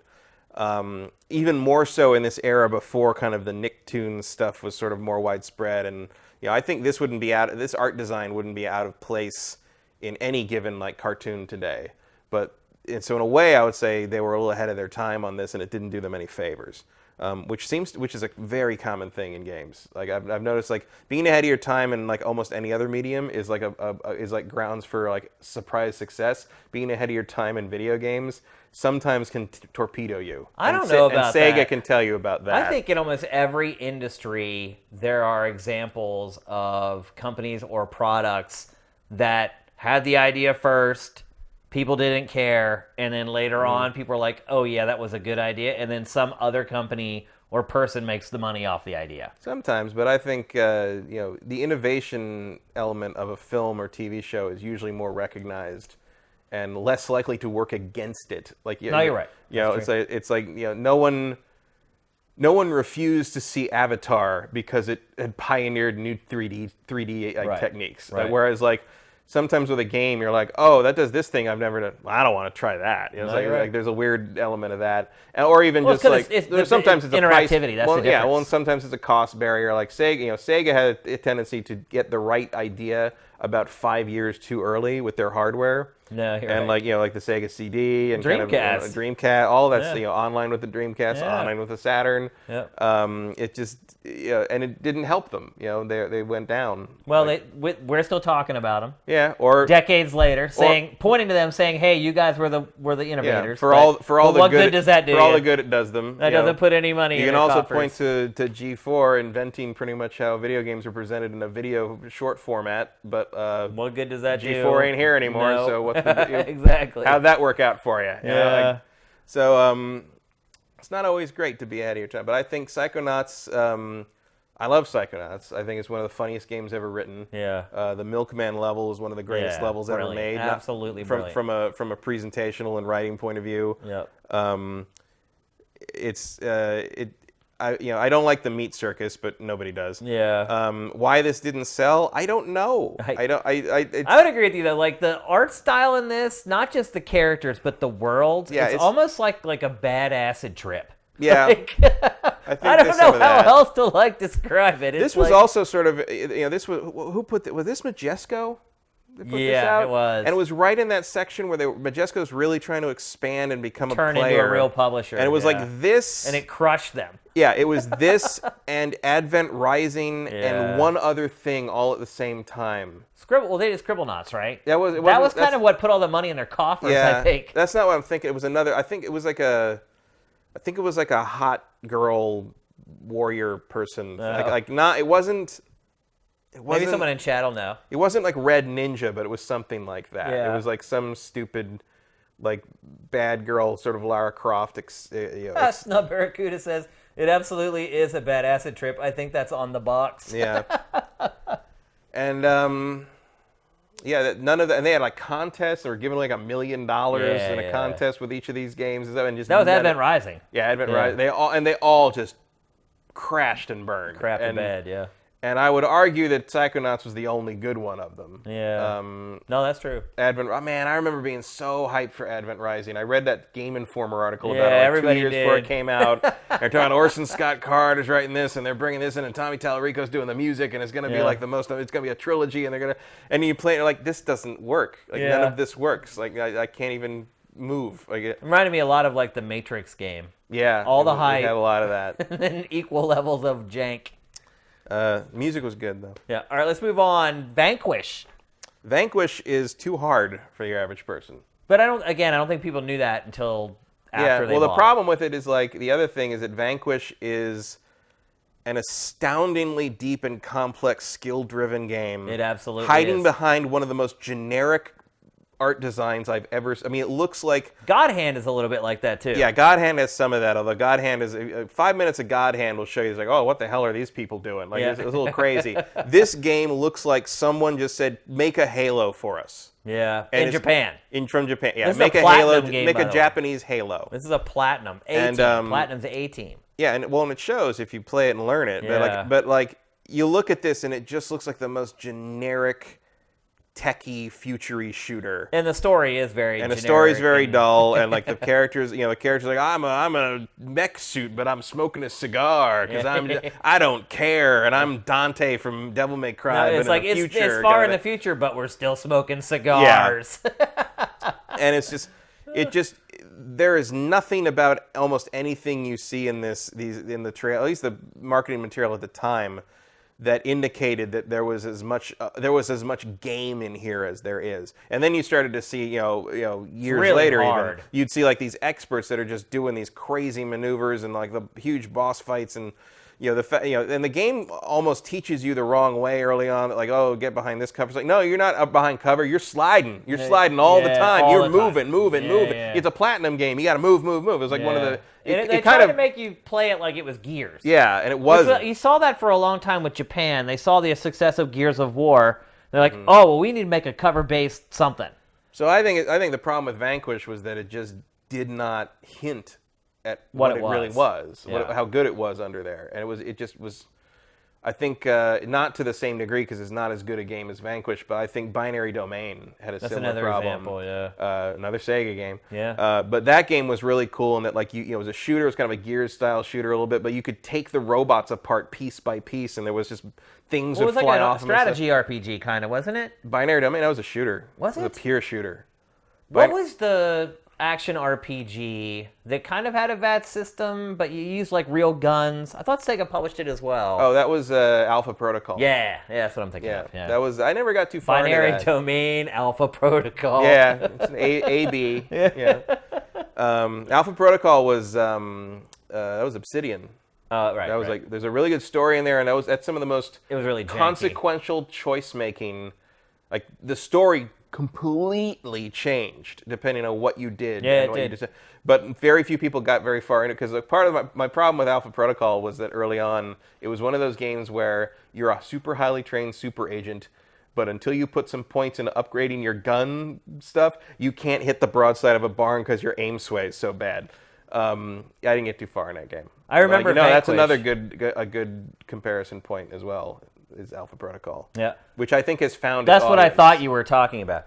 And I remember when we were reviewing this at Game Trailers, Vanquish, Justin Spear brought me into his office. He's like, I want you to come and watch me play this game because this is a very hard review to write, and I want to show you how complex the gameplay is in this because if you just watch somebody playing it, you're not going to get it. And in other words, just watching footage, not watching someone with a controller in their hands. He's like, I want to come and explain to you what I'm doing while I play it so that when I turn in my review to you, you're not going to be like you're insane. So I went over and watched him play it, and I was blown. First of all, Justin Spear was really good at games. And watching him play that game and then going back and watching one of our interns capturing it for footage or whatever was like night and day. And so it worked. He explained to me how it worked, and then I went home and I tried to play it, and I realized he was like a god at the game. And then whenever I actually read his review, I was like, okay, this all makes sense to me. But I think you're right. I think it was the messaging around the game was all wrong, and we struggled as an outlet at GT, I think, to convey it as well. Well, I didn't get it. I mean, I played it when I might have produced the review. I didn't review it. But I might have produced the review segment for it on XPlay. And I remember playing it and just being like, oh man, this is fine, cool, shoot this, do that. And I remember then seeing footage of people really playing, what you're describing and how Justin played it. Yeah. And I'm like, that's in that game? That's He played it like there it was a different no game. hint. There was no hint when I've only played probably an hour or two of it, but there was no hint that you could do things like that in it, and it's such a skill-driven game. Well, I think at the end, and you we had didn't to be know that about good. Platinum as well. Platinum didn't yeah. have that rep quite yet. Yeah. So at least not with the mainstream. So, yeah, I think this was just a case of both a generic look and people not finding the real game under there. It actually reminded me of. My direct comparison to that would probably be the PlayStation 2 Shinobi, which was a tremendously skill-driven, that game was hard. Oh my god, that game! And I don't know if you remember Miguel I do Concepcion. remember. I Miguel got remember. S rank on everything in that game, and I watched him. And do we some could of hardly it. complete levels. No, it was like watching some kind of other being. Well, remember didn't we have to bring him in to capture footage? Yeah. Because nobody on staff could play it past Yeah. the second level. Yeah, only he could do some of the higher level stuff and some of the bosses, and he could do it without being touched. Yeah. Like it was, he could amazing. do it flawlessly. And Yeah. he did the same thing again with Nightshade when that came out. That's right. That's right. So those games, Vanquish always reminded me of those games in the sense that you could totally fumble your way through Shinobi without ever realizing all the how crazy you're stuff supposed you to could play it, or how you could play it. All right, last game we're going to talk about is Beyond Good and Evil. That probably is the poster child for great game didn't sell. If it's not Psychonauts, it's Beyond Good and Evil. Yeah, which I think I've always like vaguely connected them in my head. Probably just because they're both green. Well, they also came out pretty. They came out close around to the same each other. time, but they also both had a very strong green cool tint hues, to them. green and blue. Yeah, absolutely. So both in the game and in the on their cover art. No, you're right. Yeah, you're right. Both Psychonauts had a green in the art, and Jade was wearing green. And Jade is named after green. Yeah. So why do you think that this game did not sell when it came out? I don't really know. I mean, this is the most perplexing one to me. Well, part of it is like I slot this in the same category as something like Valerian or The Fifth Element. Like like I talk about all the time, the French comic book space opera thing, the Mobius style stuff. That kind of thing just doesn't sell here, and I don't know why. It didn't sell anywhere, but like that kind of thing just doesn't do you any favors. For whatever reason, people just didn't click with anyone. I loved this game from first sight. Like so did I. The instant I saw this, I'm like, I have to play this. I have to, and I didn't even see any. I didn't need to see anything more than the art style and the world it took place in. I was all hyped on the photography thing. Yeah, too, the photography thing was really cool. At that point, that really hadn't happened in games. There was like Pokemon Snap. Yeah, and that was pretty much like it. And the idea that you're basically playing this woman who, like, she's a reporter, she's a photographer, it was completely and it's all based around that. And yeah, you can hit things with a stick if you have to, but you're mostly supposed to avoid combat and just sort of figure your way through this stuff. Her motivation to like save these, it all worked. And part of the problem is that I think this is an early example of a game that's pretty much the whole game is Act 1 of something. Yeah, it ends on a cliffhanger. It kind of ends when it's just starting to get going plot wise. Like until then, you're just sort of enjoying your way through this world and with these characters. But right at the end, you're like, oh wow, it's getting good. When it starts to turn into a game, stops. really. Yeah. But like that doesn't really word of mouth doesn't explain why it didn't sell outright from the beginning, because like so much of game sales are front loaded.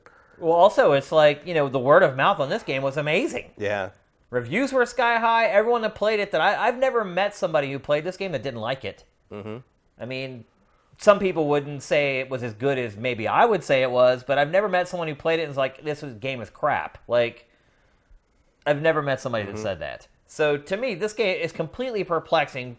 So after we've discussed 6 or 7 of the most prominent great games that didn't sell, have you found a through thread yet?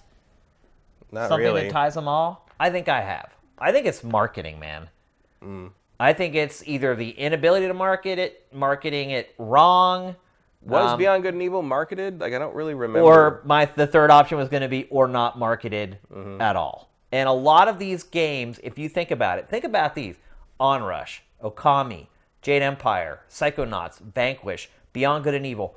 Do you remember seeing a TV commercial for any of those? I remember seeing TV commercials for Psychonauts. For Psychonauts. Yeah, that's the only. I don't. That's the only one of those games I think I remember seeing commercials for.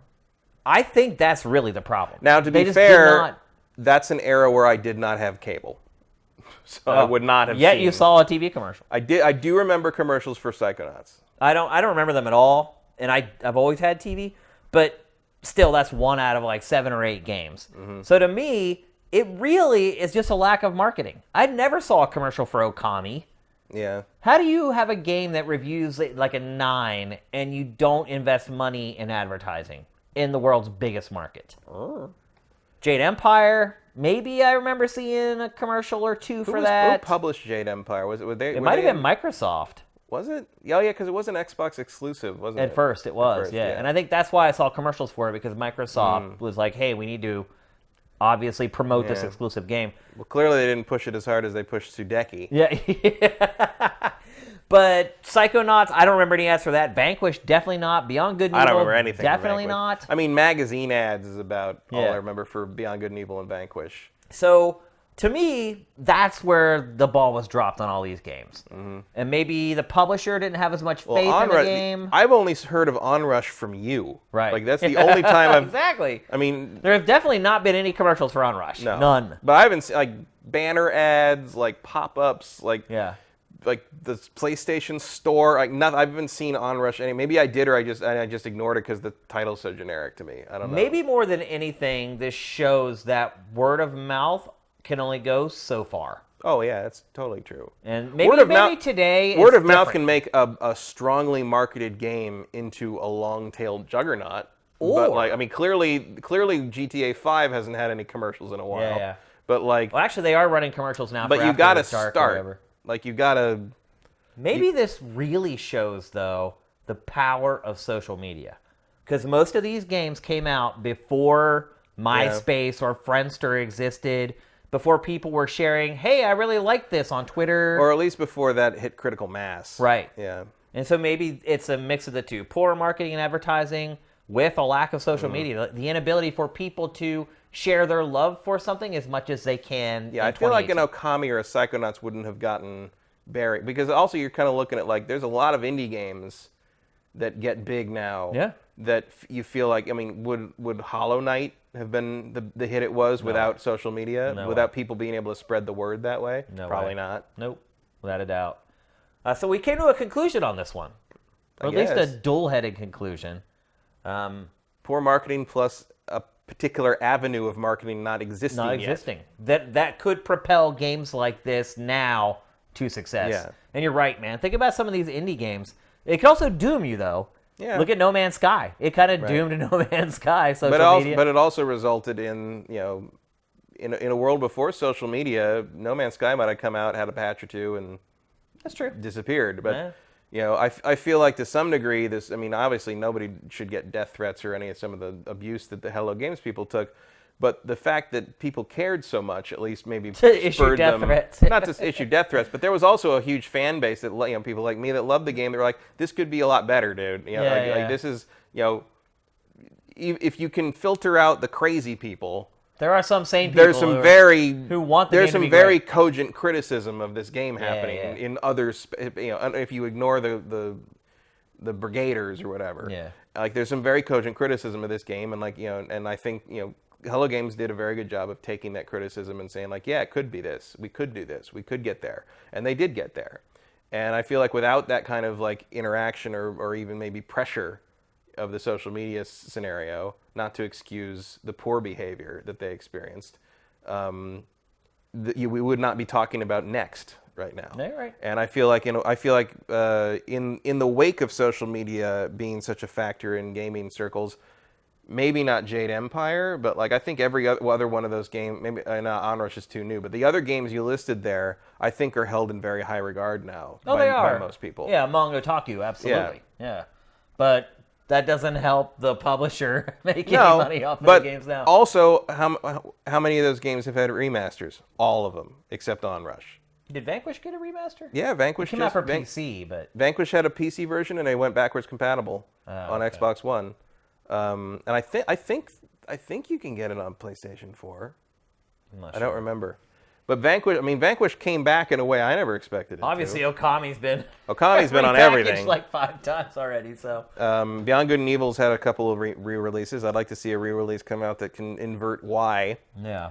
Because I remember it came out on 360 and on Xbox Live Arcade, and I was so excited to play it again. And it came out, and if you invert Y, you also invert X. They don't have separate axes options, and that makes it completely unplayable to me. I'm like, it doesn't work that way. Yeah. So I never actually got to play that again because I couldn't make it work properly. So I'd like to, if they are actually going to do Beyond Good and Evil 2, I'd love to see them put out a new remaster of it that has separate Y-axis options, because I'm one of the inverted Y weirdos. One thing I will say is, since social media became a thing, there has not really been a great game that did not sell. And so, yeah, like I think you look at the indie market for that, like stuff like Night in the Woods or like those things that you would think would be like just super, super niche things, like they sell real well. Word of mouth. Word of mouth is does very it. powerful now. And then you've got, I think they're even doing better now that you're getting like people double dipping on the Switch versions. I mean, honestly, back then, the only way people knew if games were even good or bad was to watch Tech TV or G4 or to go to a gaming website or buy a gaming magazine. Or rent them from rent them from Blockbuster. And give them a go. Absolutely. They didn't have millions of people just like them telling them go buy it or don't buy it like they do now. So it makes a big difference. It was a big renting. It's funny how renting used to be such a thing. There was a store, I can't remember what it was called. There was a store in the Kepler's bookstore, like shopping area in Palo Alto, Menlo Park, up in the San Francisco Peninsula, and it was the only place I ever found that rented Game Gear games. Wow. They rented Game Gear, Game Boy, and Lynx games. And like I had a Game Gear and I rented like everything they had. It was like this, it was like this gleaming white store, and like it had like these giant shelves. And there was like 5 games on each shelf because there was so few things for the system. But like that was the only place I found to rent those, and it was like one of those things where if you were a handheld gamer at the time, you were screwed because there was no way to try anything. Yeah. You just had to dive in, pay $30 for something. and hope Blockbuster it eventually didn't would suck. rent GBA games. GBA, yeah, but if you're a Sega kid, you were SOL. up the creek. All right, let's move on. We're going to move on to a fun segment called News or Noise. This is a new one, Matt. And you will notice this time I did actually remove stuff from your rundown. So Yes. you're going in blind. I thought a minute ago I saw you trying to look over and see what they were. I didn't realize So I what that strategically was. was putting my thumb over the topic. I didn't realize what that was until we got there. I assume this is another like high-low kind of thing. No, a little bit. It's a little ferreting, gimmicky. Are we ferreting out fake news? Is that what we're doing? No, that's not what this is at all. So I am going to give you a headline, and you tell me whether it's news or noise, meaning does it actually matter? Is there any relevance to the story or not? And these are all typically headlines that have been making the rounds across the interwebs over the last week, and obviously on Sifted because we curate all that stuff. So here's the first one. News or noise? Fortnite kids getting coaches. And I don't know if you've noticed this or not, but this is a story that is spread everywhere. I saw it on CNN yesterday. Everyone is like blown away by the fact that parents are hiring coaches to make their kids better at Fortnite. Is it news or noise? I mean, in the sense that, like, is it real or is it, like, unimportant? Is it something worth the discussion it's getting? Which would mean it's news. I mean, I guess it's news in the sense that, like, I don't remember that happening recently with anything else. I mean, I don't remember any Minecraft tutoring because that's such a free-form game. It kind of highlights how competitive the Fortnite scene is, even among, like, 12-year-olds. Like, and how ubiquitous it is that, like, these mainstream cable networks would feel the need that this is something we should talk about because everybody...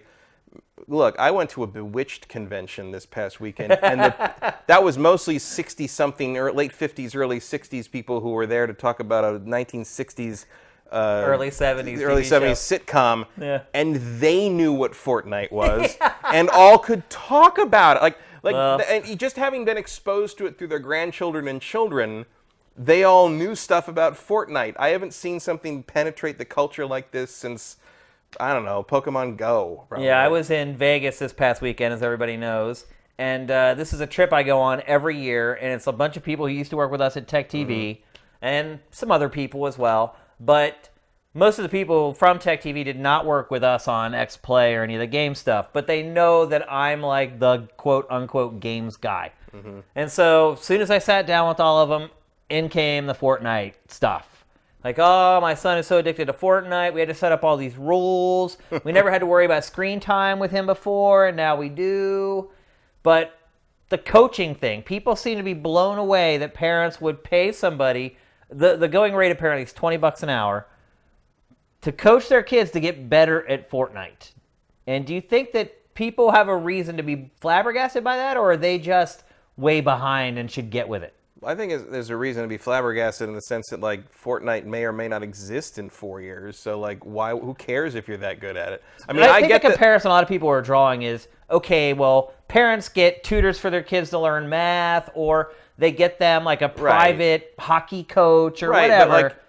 But hockey's going to be around forever. Like hockey and piano are not going anywhere. Right. Like you'll always be able to sit down and play piano somewhere, but Fortnite is a temporal thing. Yeah. And like I guess like the skills might translate to another game, but it's like what's the end game there? It's like the idea being that like because streaming and because like pro gaming is like a viable path now to some of these folks. I don't know. I had a lot of those people in Las Vegas asking me about pro gaming. Do they just want like us, as part of the kids' like scheduled structured afternoon? Because no kid can ever be able to just fucking go off and play on their own again. No, you're right. Because being a modern child would have driven me nuts. No, you're right. Everything's got to be all structured and organized. Like, is it just another hour they don't have to deal with the kid? Right. And they're not going to complain because they're playing Fortnite. Right. Do you hit the point where you would, in fact, pay $20 for an hour apiece? I mean, I think you pay that much for a babysitter anyway. Sure. You might as well have your kids learning something. And hey, if you're good at Fortnite, start calling the parents in your neighborhood. Screw it. Like, money to be made. So this is actually news, the fact that parents are, like, freaking out that someone would pay for their kid to learn how to play Fortnite. I think it's news. It's legit. Yeah, We're both kind of like, why would you? Yeah, but I mean, coming from us is a little weird, right? But it's like it's an unusual story, and it's a unique phenomenon even among these like super big online games. So yeah, I don't see why it wouldn't be a news story. Yeah, well, it's like I tell you, like I have certain friends that text me, and that's how I know when things get big. Mm-hmm. They'll text me about it, and sure enough, last week I got a couple texts from some of my friends who have kids, and they're like, "What's up with Fortnite?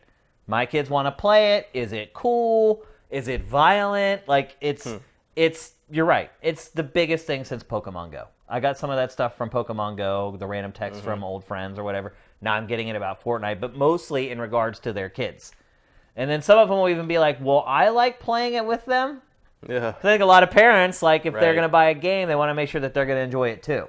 And I think most of them probably would. Well, the good news is you don't have to buy it. That's right. It's free. Yeah. That's why it's so popular. So... all right, so that's one, and we say news on that one. I think so. All right, here's the second one. News or noise? Vampire is the next game to get nerfed and provide a mode where you can basically just see all the story sequences. Is that news or noise? I mean, I'd probably call that noise. Yeah. Because I don't care. Like, Yeah. I'm never going to use that mode. But people are up in arms because some people have worked their way through the game, and now someone can just sit there. Oh, get over yourself. Right. Like, it's like, oh, I did so much work on your vampire video game. Go away. Like, if someone just wants to play... I know a couple people that bought that game because they love gothic vampire stuff, and they're not good enough at video games to get through some of the parts. Even though it was easy.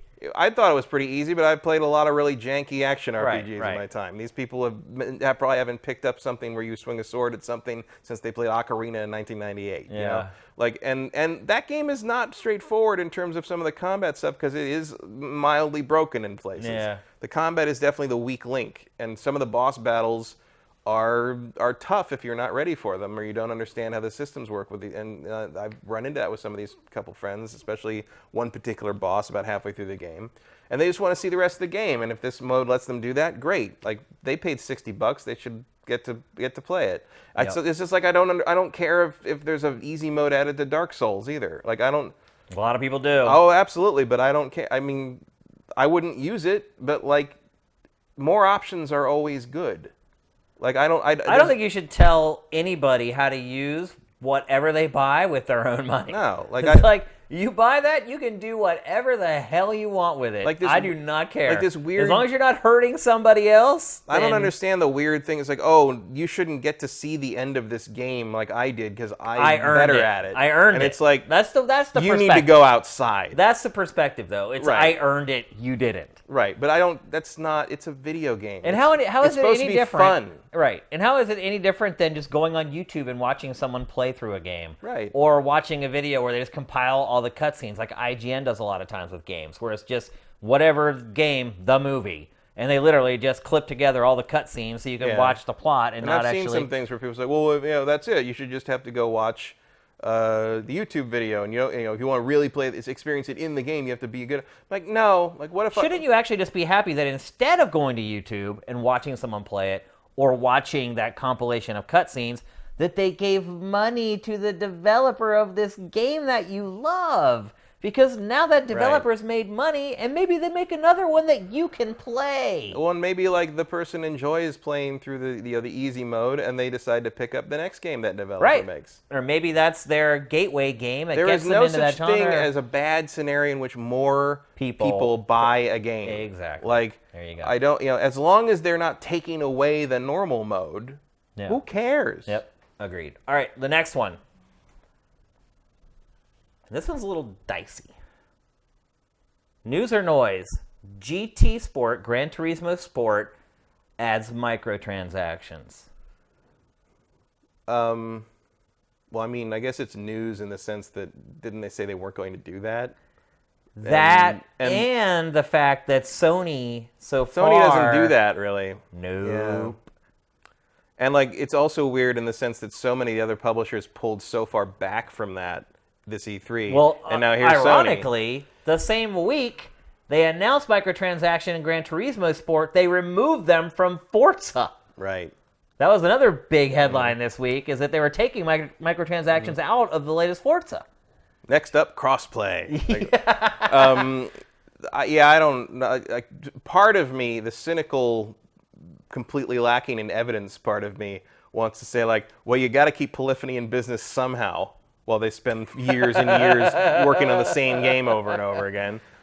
That's true. But, like, maybe I don't know. I don't know why you would do that. Well, I think a lot of people, the fear is that this is just the first step, and now Sony is going to be like every other publisher and start jamming microtransactions into everything. I think that's a little paranoid. It certainly hasn't shown. They haven't shown any inclination to do that so far. But it has shown an inclination to not do it at all. Yeah, very strongly so far. Like, it is a turning of the page for Sony in some ways. Well, I don't know. Like, Gran Turismo has always kind of been its own beast.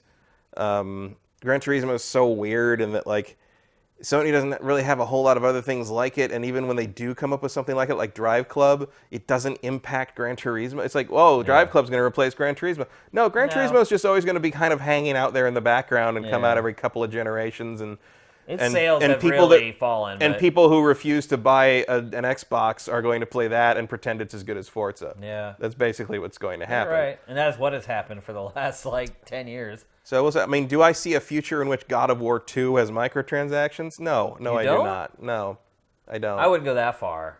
Because God of War 2 is not coming out for 5 years. Yeah, but that doesn't mean. I mean, I don't think so. I think Sony is such a giant fragmented beast of a company that the people that handle this game might think this is a good idea, but the people that handle the other games might be like, "Oh, you people are crazy." Like, I don't think you're seeing a unified company policy forming here. So you think it's noise then? I think it's news in the sense that it's Sony being weird again. I mean, I think there's that kind of feeling of like Sony being weirdly out of step with like what everybody else is doing that I think is also tied in with a crossplay thing and that sort of thing, and not addressing the Fortnite account problem and that kind of thing. I mean, Sony's becoming kind of... I think it's noise in the sense that, like, the idea that this is some kind of, like, death knell or, bell heralding the beginning of the Sony microtransaction era. I don't think that's true. I think this is just... They're trying to make Gran Turismo into a valid revenue stream in a way that, like, it just hasn't been. And certainly the way that it has... I mean, you don't need more revenue out of God of War. It sold 10 million frickin' copies. Gran Turismo ain't going to sell that. Yeah, but their shareholders are going to say, well, yeah, they sold that many of... EA sold that many of Battlefront, and instead of making, $300 million on that game, they made, $750 million or whatever. Yeah, but they're not going to know that because EA doesn't share those numbers. It does, actually. Internally, EA does. maybe. No, EA shares that stuff. I don't see it. I think it's news. I think it's absolutely news. I think it needs... If it was any other publisher, I wouldn't care, but it's Sony. And Sony's been... If you mean is it news in terms of, like this is where Sony's going like, from the here story on out. matters. No. I mean, you don't think the story matters? Not unless you're a Gran Turismo player, no. Wow. I think it does. I think it absolutely does. I think it's a big departure with one of Sony's biggest franchises. If it had been like... So, it's not one of their biggest franchises. Not anymore. Gran Turismo is irrelevant. I don't know about that. Unless you're a GT fan, Gran Turismo is irrelevant. And like all you need to do is look at some of the arguments that happen on forums and Twitter about between Forza and GT. Like the people that stick so hard to GT are people who only own Sony platforms. The people that have both are just like, oh, I play Forza.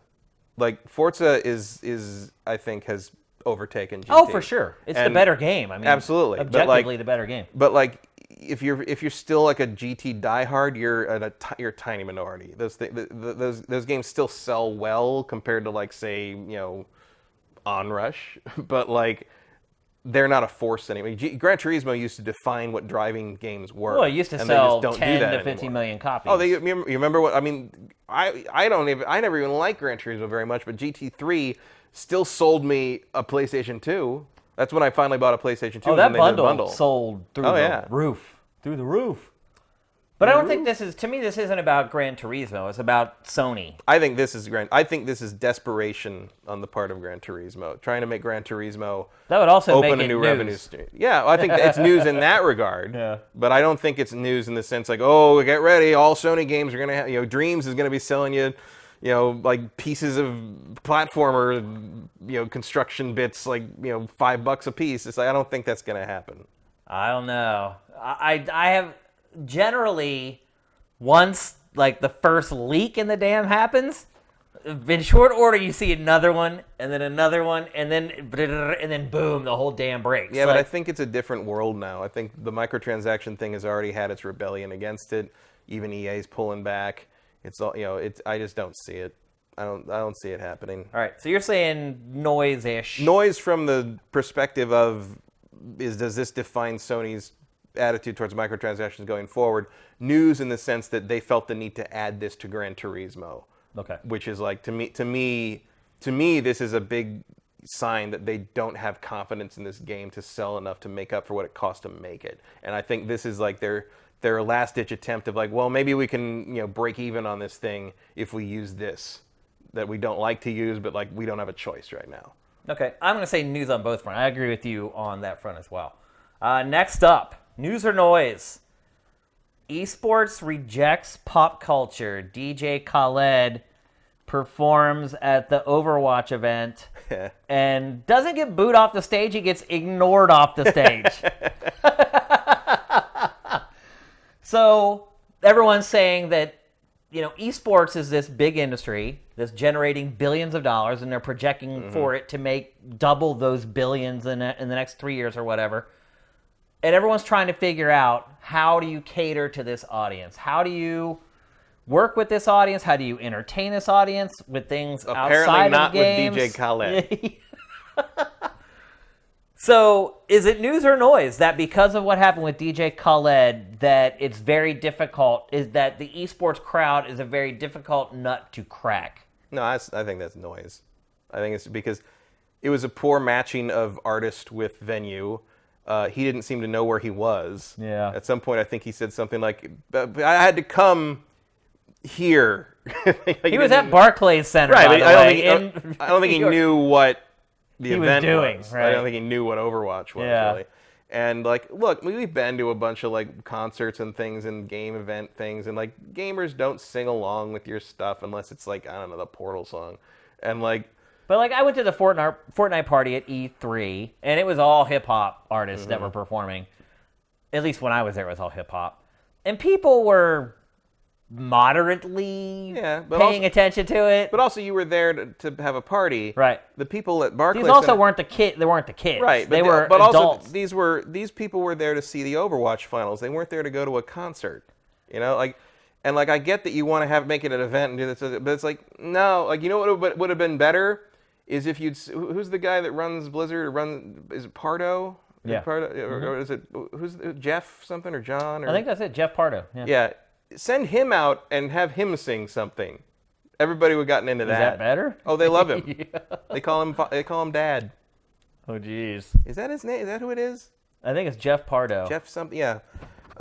He one of those guys, someone from the community, someone from that would have worked better. But just bringing in some random musical act to try to hype people. It's like people are more hyped up by a big play in one of the rounds than they were by this. It just felt like wasting time. Maybe I don't think it has anything to do with like. Maybe the news is that the event organizers for esports still do not get their audience. Somewhat, but I mean that's not news. I mean, this goes back to me. This goes back to how like when they used to do G4ia or whatever, and their big centerpiece was the Black Eyed Peas, and it's like who gives a shit? Like, not that I dislike the Black Eyed Peas, but it's like that's not what I'm here at a gaming event for. I touched Fergie, Matt. Well, I didn't. And I didn't have a good time. I sat in the back with Sean Baby and drank. And made fun of everything. Pretty much. So I would say, yeah, it's noise. Yeah, like I mean, it's not anything new for Yeah. sure, and it's like it's certainly not the first or the last like weird entertainment. It might be the choice last. They may have learned the lesson for. I mean, the other thing too is that Blizzard is the one putting this stuff together. Right. Isn't it weird that they were kind of colorblind to their audience and? I don't know. I mean, it's not like out of the realm of like logic to think that you might want some entertainment there, but it didn't work. And like, I mean, if they had told and me, also like if the dude had just gotten up there and done in the act and sung the songs and not spent all this time talking about how awesome he was and trying to get everybody to sing along by holding the mic out for awkward amounts of time, like it probably would have gone better. Like Because if you just get up there, his- do your thing, and get off the stage. that's the there you problem go. though. That is his thing. Right. Like if you go see him at like Coachella or whatever, and he does that, everyone sings along. That's his act. So you're saying he played himself? He did his act. Yeah, absolutely. And usually where he goes, it works, but not with that crowd. They weren't Apparently having not. it. Why were they not having it? They didn't care. They weren't there for that. And I'm But sure. if you're just, and how do you know how many people in that audience are fans of his? Like, yeah. Like, I've been to plenty of events where somebody, they had some act come up, and I'm like, I couldn't sing along with their song. I don't know their songs. I don't dislike them. I don't dislike the act. I don't like, but I just don't know their work well enough to like get excited that they're there. Well, I would say this. I'd rather. Did they take a poll? Is there like a big DJ Khaled fan core in the Overwatch? I mean, it's fandom? Blizzard. Like, You would think it would be smart enough to maybe do something like Yeah. that, but I'm guessing it did not. But I don't know. If I'm at one of those events, and I'm not a big esports guy, and I don't go to tons of esports events or whatever, but if I were there, in the downtime in between matches, I would probably rather have someone perform than just sitting there in silence. Well, it's never It's silent. not like he was performing while they were competing. No, but It it's was like, just downtime. well, then expect it to be downtime, because during downtime, people are going to do other shit and talk to each other and mill about. I think the problem is these just play- artists are not used to being the talent Yeah. for downtime. Well, sure. Although they're not used to, I'm sure he's not used to not being the most important thing in the room. Right, And yeah. I guarantee to everybody in that arena, he was not.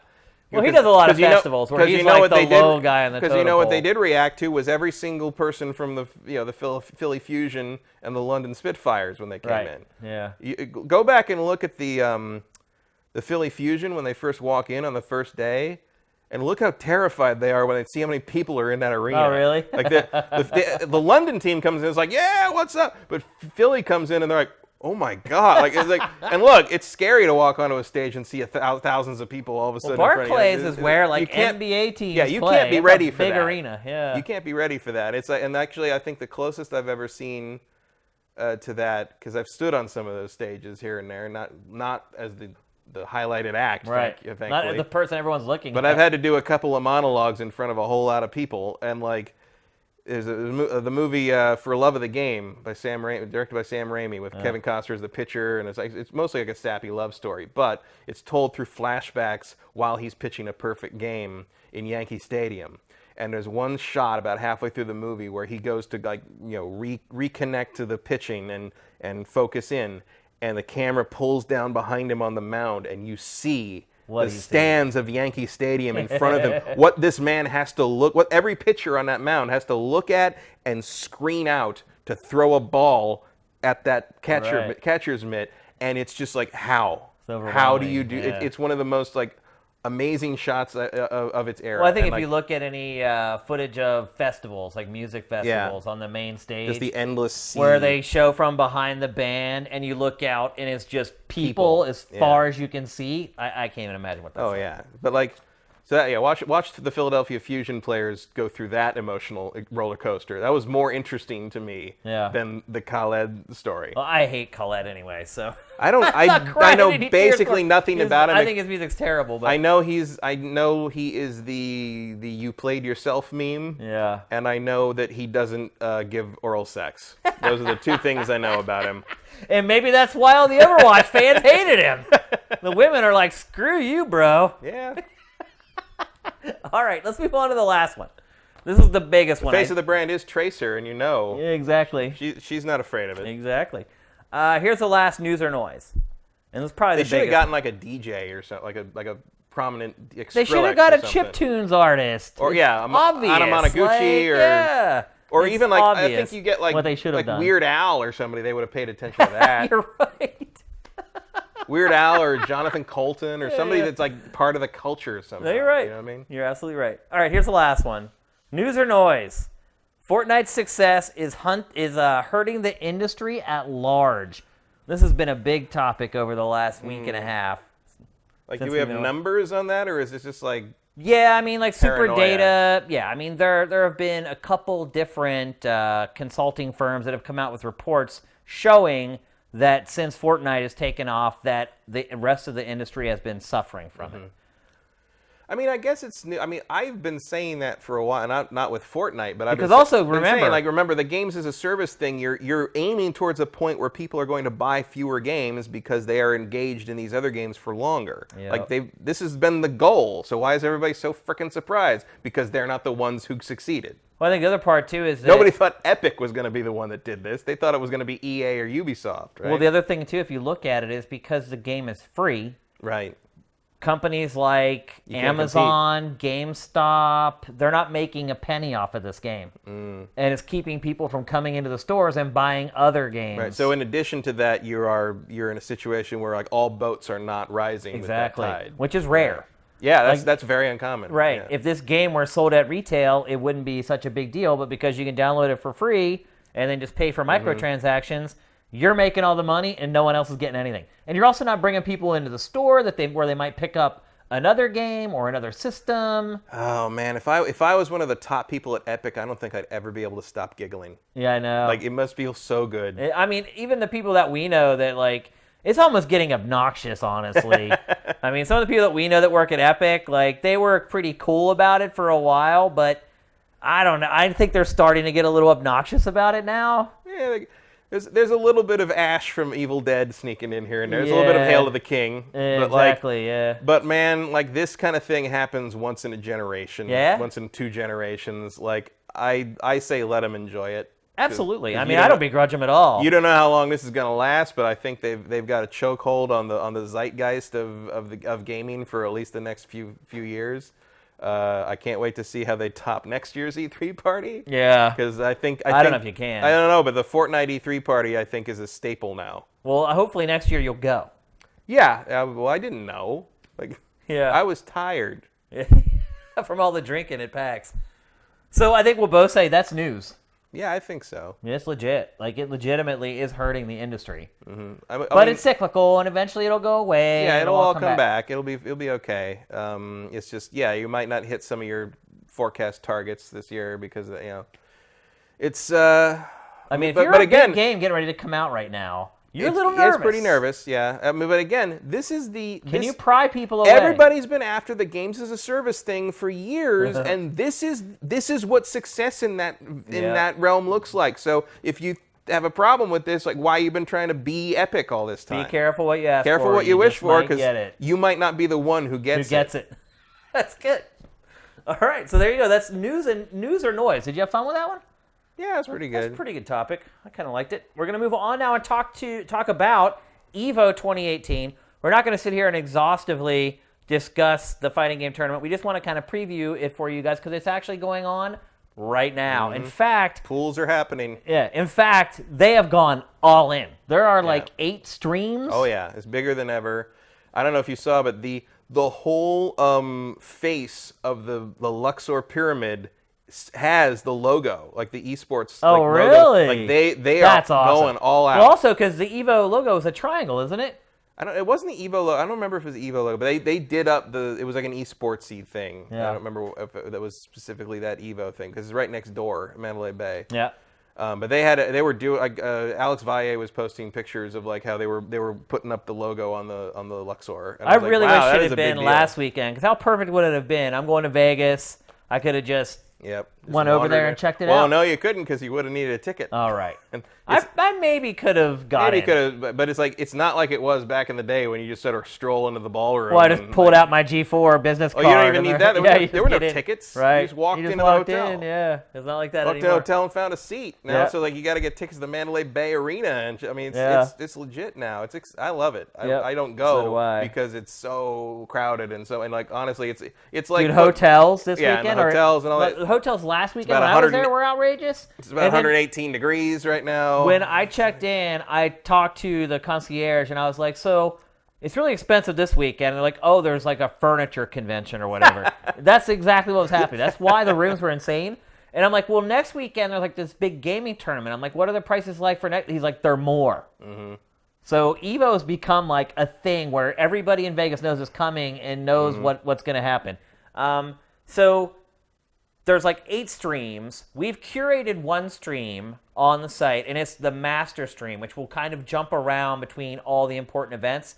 If you're not hardcore and you don't want to go on Twitch and create bookmarks and I think there's a landing page maybe on Twitch with all the streams on one page. I will say this, most of the streams will be front paged most of the time because they're going to be so heavily viewed. So for the most part, you're probably going to be able to just go to the front page or whatever Twitch, on whatever app you're using and just find one of the Evo streams right there. We'll keep the master stream pinned to the top of everyone's over the weekend. Yeah, there's already some kind of ARG thing. A lot of the top pros, I know Justin Wong and a couple of people have gotten these like pieces of this message that if you put them all together, they're going to form a bigger message, and they don't know. They're like, oh, what could this be? And so clearly they're building to some announcement of something. It looked like maybe it was Darkstalkers related. Really? It looked like a parchment thing with sort of like a poem, like a creepy poem or something. And I'm like, could be Mortal Kombat, I guess, because it's also sort of got a dark sort of horror thing to it. But like my initial fanboy thought with no proof whatsoever was like, oh, that could be like a Darkstalkers sort of like, kind of gothic like scroll they put together, and because that would be big. Because there's talk of Ono announcing his next project soon. I don't know if it would happen actually here. Yeah. But I think we'll see some news happening. All right. On Sunday, at least on the finals day. Usually, when you get that. Just so you know, we're going to run down the lineup of the biggest games at Evo this year, just so you know what to expect. Street Fighter V is going to be there every year, no matter what, until another Street Fighter comes out. Until the next Street Fighter, yeah. Yeah. Is this still the game that you watch more than any other whenever you tune in? Yeah. Yeah. Do you think overall that's true for Evo? Is Street Fighter still the biggest game? Always has been. We'll see. There's one people are wondering this year if Marvel vs. Capcom's pretty big. Not anymore. The big competitor this year is Dragon Ball. Yep. Dragon Ball FighterZ had for a while at least. I don't know if it did in the end, but it had more entrants than Street Fighter V, which has never happened before. In Evo, the Street Fighter game of the day has always had way more entrants than any other game. Even though Street Fighter V is pretty long in the tooth at this point. Yeah, but so was Street Fighter 4. Right. It was still getting like that. But Dragon Ball has caught on in a big way. So I think it's going to be interesting to see if it had more entrants. I haven't been keeping up, so maybe it did. Someone in the chat probably knows. It did in the end. It sounds like Vincent says it did. Dragon Ball had more in the end. And it'll be interesting to see if it has more viewers in the finals. I really don't think that'll happen. But well, I think Street Fighter is the one that's going to get ESPN coverage because Capcom makes that deal. If I'm only going to watch one over the weekend, it's going to be Street Fighter for me. Of course, yeah. But we're old men and aren't Dragon Ball fans. You're right. The kids are probably I think the kids are more excited about the Dragon Ball. Absolutely. The kids are more excited about the Dragon Ball. That's how you know you don't know something. I feel like I've been saying that already for like 15 years. Tekken 7. Tekken 7. Tekken 7 has a good Tekken 7 groundswell of... in full disclosure, I hate Tekken.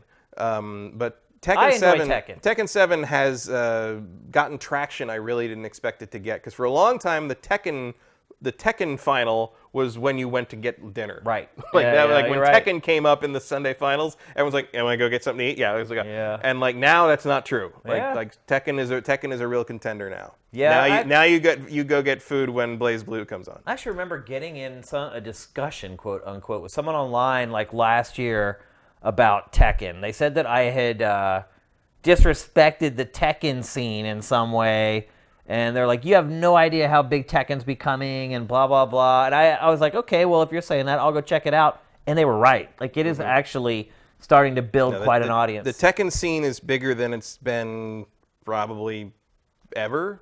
Like Tekken 7 has really injected some new life into that community, and they've made the most of it, no question. Let's see. Then Smash Brothers. Smash Brothers. Like 3 versions of Smash There's Brothers. Melee and there's 4, and then there's going to be some demos of Ultimate. Of the new and you one, can play yeah. Ultimate. I think there's demos of Ultimate you can play there. Yep. It's probably the same thing as E3. Yep. So yeah, Smash Brothers is there in a big way. I can't watch it. I find I'm not a big boring fan of as all watching that hell. either. Although I will say last year, one of the best matches I watched was a Smash Brothers match. Take that for what it's worth. I find 4 or for Wii U or whatever you want to call it, I find that one more interesting to watch than Melee. I think Melee has gotten so. Yet Melee's the one. Melee's the one, but it's also like it's super execution heavy and it's just roll. It's like, and I realize they're doing like 1,000 inputs per minute or whatever on that thing, but I don't give a shit. Yeah, I don't care. So Then Blast Blue Cross Tag Battle is going to be there.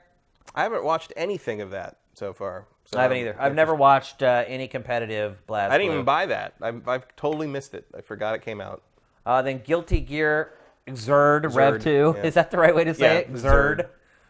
I'll watch that. I like watching Guilty. I've always Guilty liked Gear is a Guilty beautiful Gear. game. Yeah. It's worth watching. And then the last of the big games is Injustice 2, which I was a little Still surprised kicking. to see that it's going to be there. It'll probably be the last year that it's there. But I would then think so, but I'm assuming would Mortal Kombat ever make it in? Mortal Kombat did. Did it? Yeah, the last Mortal Kombat. I don't know if it made it into the Sunday finals, but I mean, it's obviously always a presence. Yeah. I mean, look, if think Injustice it did. can go in, why can't Mortal Kombat? They're basically the same engine. I think Mortal Kombat 10 was in the finals one year. And we should be seeing a new The MK thing about Injustice soon. 2 is that it's the first NetherRealm game to really go the distance. No, you're right. You know, Yeah. it's still got a scene. It's still alive. I mean, obviously, It's a fun game to watch. yeah. There's people that Competitively. obviously there's people that think that there should have been a different game in its slot. But Yeah. I think it's. But as far as like watching games being played, like we talked about Guilty Gear, how it's a fun game to watch because the game's gorgeous.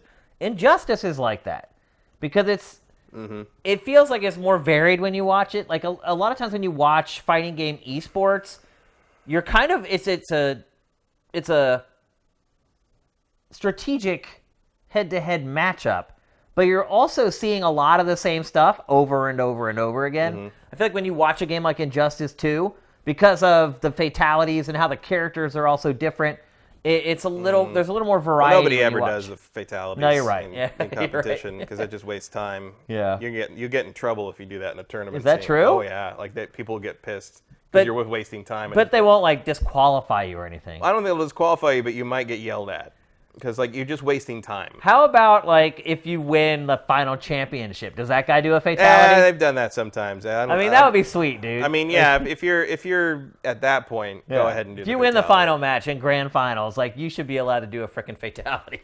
I would. I mean, But in generally, it's considered to be sort of Disrespectful and unnecessary. unnecessary styling. You know. Yep.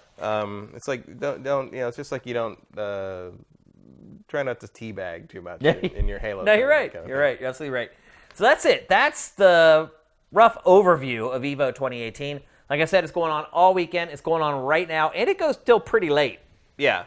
Like typically, there are matches going on until 11, 12. Well, then it's time for the salty sweet and the money matches, Right. which are now that used to be stuff that was all like just rumored. Hush, yeah. Like I got to go to a couple of those one year, and it was like being at Mecca for fighting game. That might be more interesting to watch. But now they actually. stream a lot of that stuff, and that's always You just watch interesting. Daigo walk into like some Yeah, suite, yeah, a and lot he of times just Daigo just throw rolls down people like over. 500 bills, and it's like, who wants it? Like, Yeah. that's actually more, and it's in Vegas. You can totally do it. Oh, it's totally fine. Plus, it's yeah. a game of skill anyway. You can bet on Yeah. it. It's just like fantasy football. So maybe I actually would be more interested. It's only gambling if you're not playing. Right. You're right. I actually would be maybe more interested in watching that than watching the official tournament. The only issue with those is... do they stream them? A lot of times they do stream them. Yeah, they've done that, and like the Salty Sweet stuff is streamed and all that. The problem is that like they're totally not for the stream viewers. You know, like they go at their own pace and they kind of do their own thing. So it's not like sometimes you'll be waiting between matches and people like take their time. That's cool though. It's a cool window. Take the camera off the sticks and walk around. It's a cool window into the world. You could do something really cool with that, I think. Yeah, for sure. So there you go. That's EVO 2018 going on all weekend. We will have the master stream pinned to the top of everyone's CIFs all weekend. So if you jump to the site and you want to check out what's going on, you'll be able to grab it right from the top of your SIFT all weekend long. All right, let's move on. We're going to talk, lastly, about Call of Duty Black Ops 4. Beta opened up this morning. Mm-hmm. At least that's what was supposed to happen. So the beta was supposed to kick off at 10 a.m. I literally logged in at 9:57 or 9:58. I was like, I'll get in queue so I can start one of the first games. Dude, there are already people playing that were literally level 25 to level 30. Well, I'm sure there have been like smaller private things, or betas and stuff before this, or an alpha or something. There hasn't been. This is not that we a private beta. But they should have wiped everything clean. I got in my first match. I'm level 1. I'm the only level 1 guy in there. Everybody else is at least level 10. Like, most are over level 20. Like, well, there must have been something else that happened before this. They probably let YouTubers go in and play for hours before anybody else. I don't know. I mean, how do you set it up so it only launches for the YouTubers and it doesn't launch for everybody? I don't even know. Chad is saying it started up last night.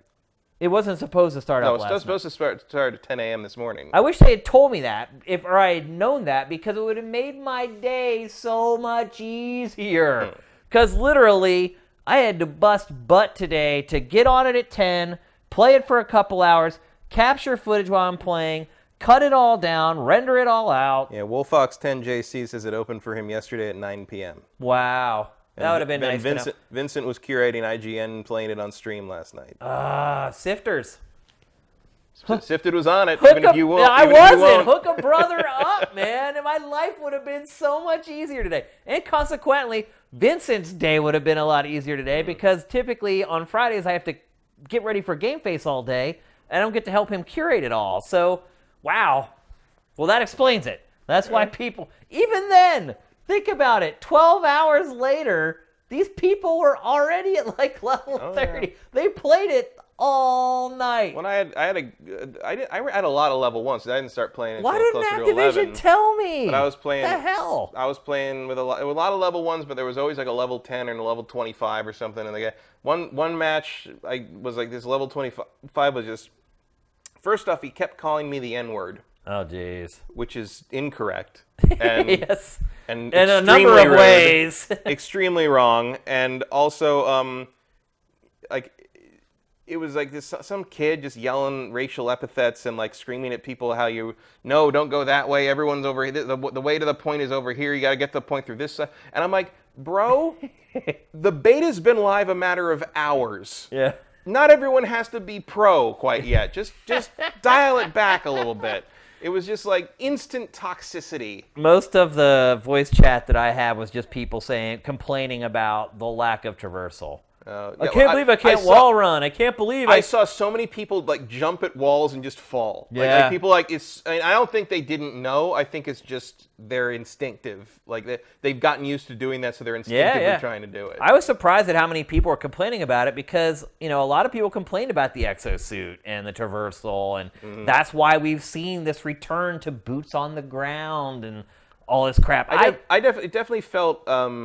Movement-wise, it felt a little stilted, even as someone who hasn't played multiplayer in a long time. Although I will say people were still pulling amazing stuff with the slides. Like a couple of those slide moves, I was just like, guy slid basically between my legs and killed me and as he shot passed you in me. the crotch as he went underneath your legs. And I was just like, well done. Like, what can you say at that point? Like, these guys are doing stuff that, like, shooting me as they pass me, sliding. I'm just like, I couldn't do that. There's no way I could that's do the that. other thing too about these betas is a lot of the players are their community people who are really freaking good at the game. Like every match I played was like there was like one or two guys that were just like head and shoulders above everyone else. Like, and you'd see like the replays of the kill cams or like the best because now like Overwatch, so much Overwatch borrowing in this. They have like a play of the game kind of thing. Yep.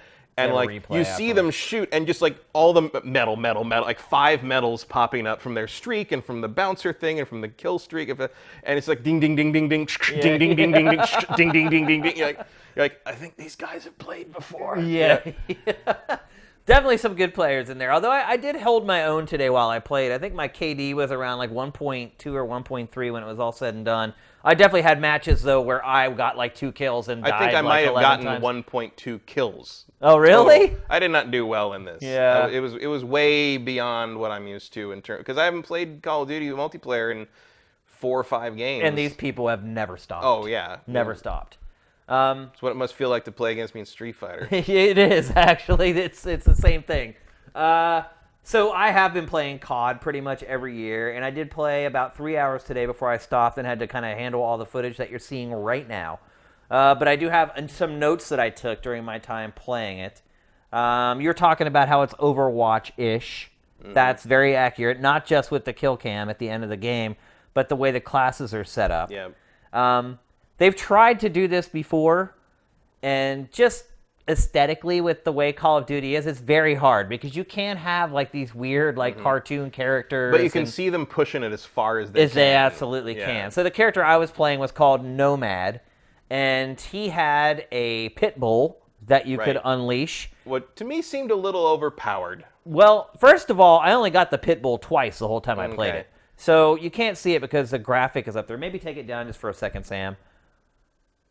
So you can see in the bottom center there, you have kind of 3 icons. The one on the left is your health, which is the biggest change of all. There's no rebounding health in this game. Instead, you have to use health packs, and it's on a cooldown. So you can see the yellow one on the left. It's there. I can use it right now if I need to. So after you get shot, there's no rebounding health. You have to consciously make sure that you take that health.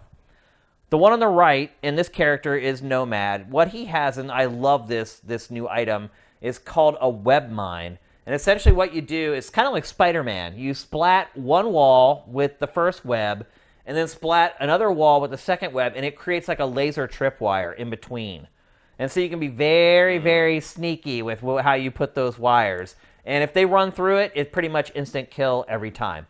And then in the center, you can see the little dog icon, and that's kind of his biggest ability. It's basically his ultimate. It is. It's his ultimate. And for this character, it's a pit bull that you unleash. I've seen that pit bull kill 4 people on my team all in one room. It's also a one-hit kill, which I think is garbage. Yeah, no dog is going to kill a human with one bite. Every time, even he jumped at me the first time, I was like, oh, we're going to have to do like a thing where you wiggle with him and stuff, and that gives him a chance to shoot me while I'm on the ground. No, just boom, He actually doesn't even look like he bites you. He just kind of lunges at you, and you just fall down. Yeah. So anyway, as you kill or you inflict damage, you can see that little white meter fills up around that icon. And when it's full, you squeeze both of the shoulder buttons, and that will enact your ultimate ultimately. I played as, I don't remember her name. She was, she kind of looked like Zarya. She had like pink hair. Yeah. And she was like, I think it may have a B. It was like Breach or something like that. No, yeah, Breach is... No. I can't remember what her name was, but she had the health, and then she had a cluster grenade, which got me pretty much like 90% of the kills I got, because you hit it and it blows up, and then it sends out little things. It was good for corners. Yeah. And then her ultimate was a grenade launcher, which also worked very well. I was pretty happy with the powers in this. I thought they all were easy to use and effective, and I felt like they kind of leveled the playing field a little bit when I needed to against like the kill leaders. Like I did okay against that once I had like that advantage in my corner. Yeah. Obviously, that only happens like once a match. Yeah. But like they were good. It worked out. It was pretty cool. It's still a battle of the pings. Yeah. I mean, if you run face-to-face into somebody, whoever has the lower ping generally wins that confrontation. And yes, Snub Barracuda, there is a grappling hook. Yeah, there is. Yeah, I don't know which character has it. I don't remember. I saw it in a replay. But I was like running, and some dude just came like wiring beside me. And it's a meaty grappling hook, too. It's a and he goes whizzing past me, like propelled by the hook. Yeah, it looks good. Very satisfying.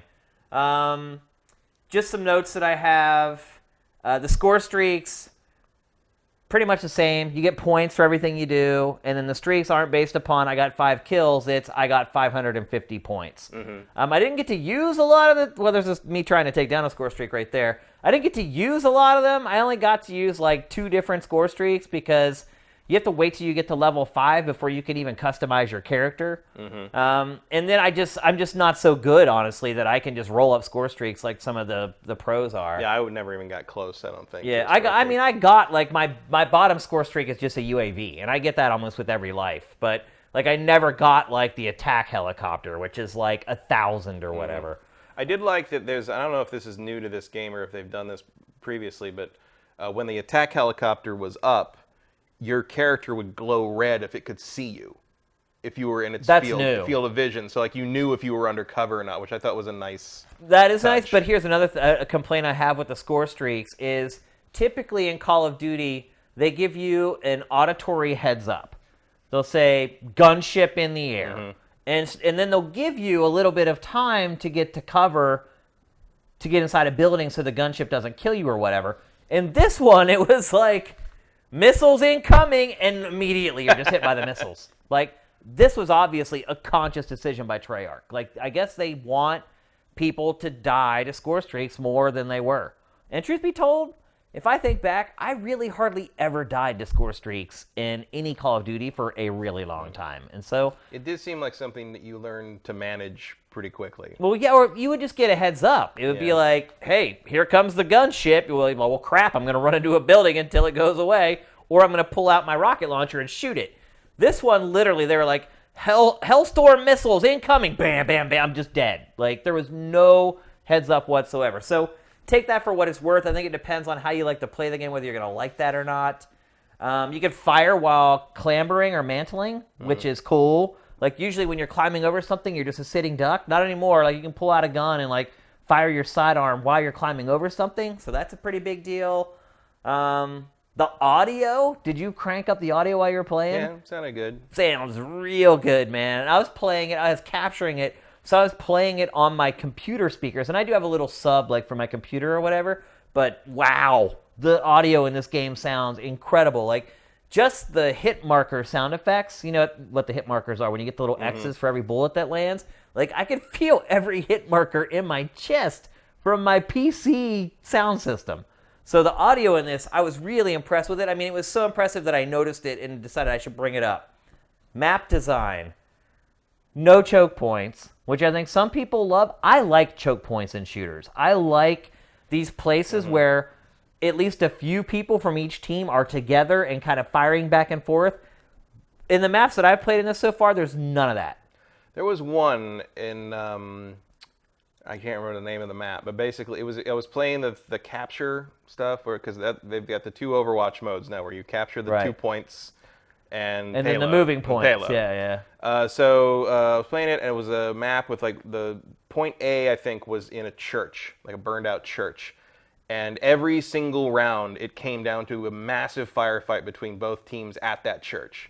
And that was probably the most fun I had playing. It was like everyone was kind of in the same place, running around, doing the guy in the window, guy down the stairs, up the stairs, coming the back, over here. Like, that was like a cool, because otherwise it just seemed very dispersed, and no one would, usually. I got shot in the back a lot. Yeah, it did happen. It didn't happen as much as World War II. I had more fun. I had more fun playing. I did not particularly enjoy this overall, because it's certainly not going to sell me the game. But I did have more fun playing this in the short time I did than the time I played World War II. Treyarch. Always Treyarch. Treyarch always makes the best Call of Duties, in my opinion. But I felt like, I guess, but like I don't know, Infinity Ward that made my favorite campaigns are gone. Yeah. Now, because Modern Warfare 3 was not good. But these maps are like labyrinths, so you can literally just get shot from it. And also, I had problems with spawning and literally running 2 steps and getting shot in the back. Again, when you have maps that are just a big grid, that's just going to happen. It's pretty much impossible for them to create spawns that are going to work 100% of the time. So I give a little bit of leeway on that. There are 3 modes right now that it's in the beta.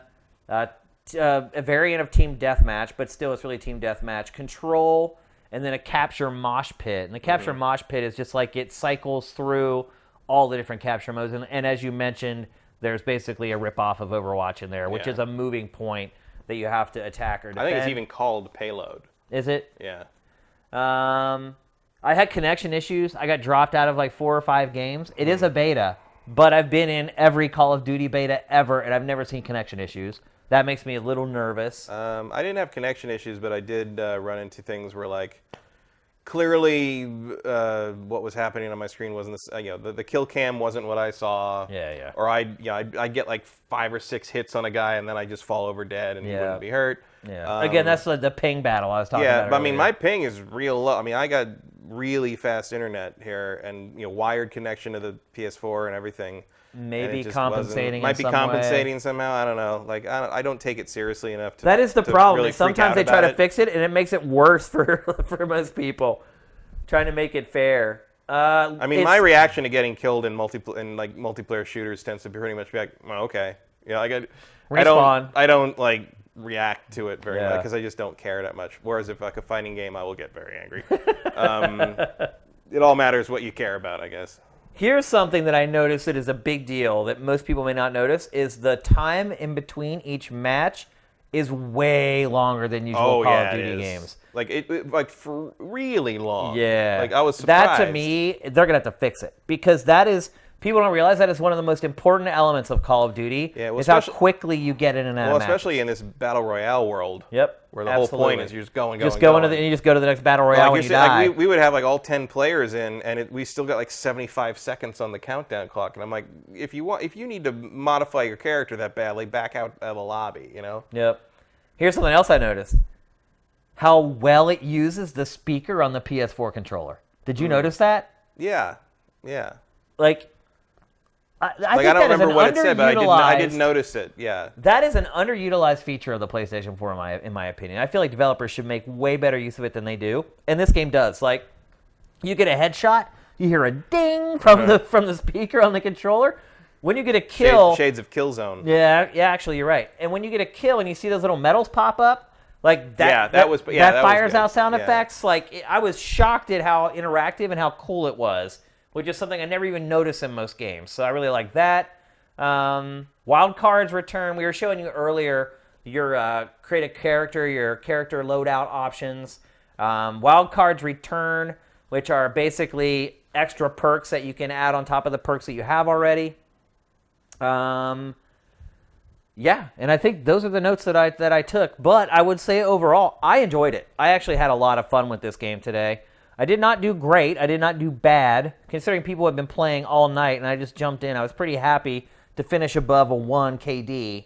But I had a lot of fun with this today, and a lot of times whenever I'm under the gun, like getting ready for GameFace or whatever, and like I'm really harried or hurried, I don't enjoy playing games because I always have in the back of my mind, okay, I can't play this very long. I need to get this footage and to edit and cut it and blah, blah, blah. And that didn't matter. I enjoyed playing Black Ops 4 a lot today. And when I get home tonight, I'm going to play it tonight and probably play it throughout the weekend. The way the betas are working is, to get into this one, you had to pre-order the PlayStation 4 version. It's only PlayStation 4 right now. Next weekend, it goes to Xbox One and PlayStation 4. And then I believe they flip the modes around on PlayStation 4. And then I think roughly a week after that, it goes to PC. And then after that, we get the Battle Royale one, which comes in like September sometime. They haven't announced a date for that yet. But it's if you pre-ordered it, you can get in now. If you haven't, I don't know how you're going to get in. I got codes from Activision. I gave one to Matt, and I got one other one that I gave to Brent. So if I had extra codes, I would definitely give them to you guys, but that's all I got. Maybe I can ask and see if I can get a few more and try to get some of you guys in if you're interested.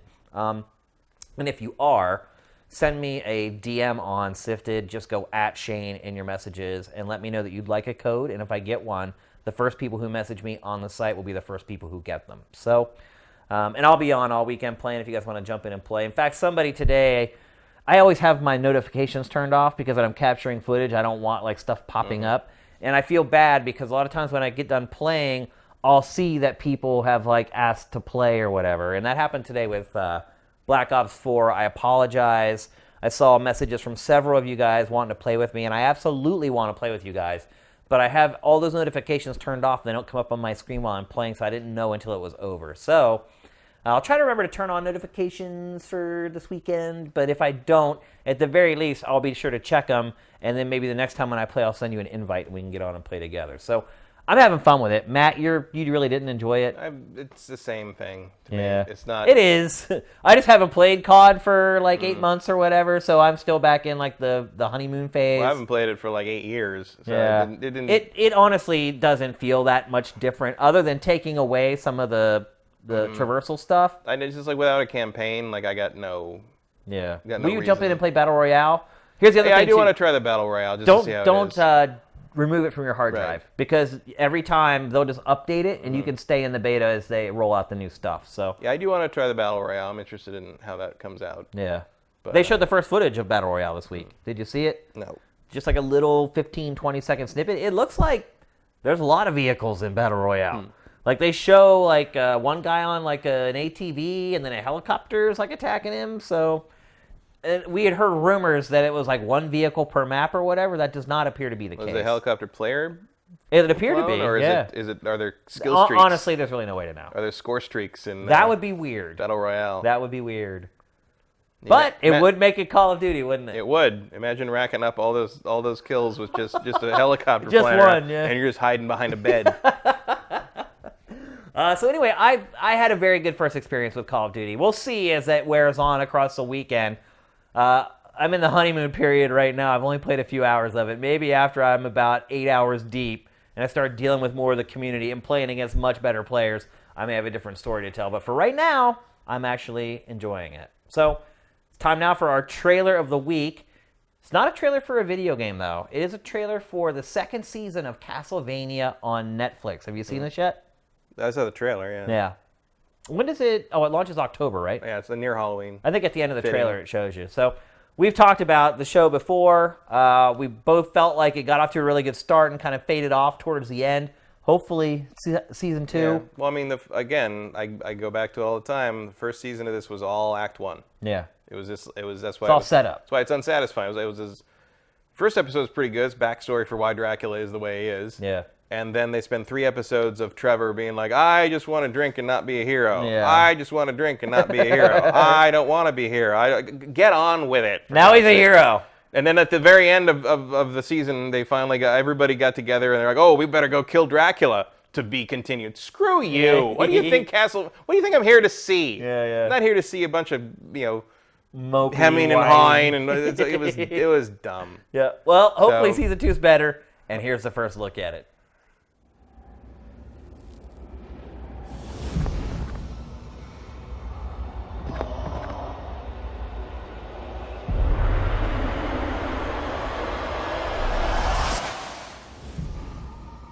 No further.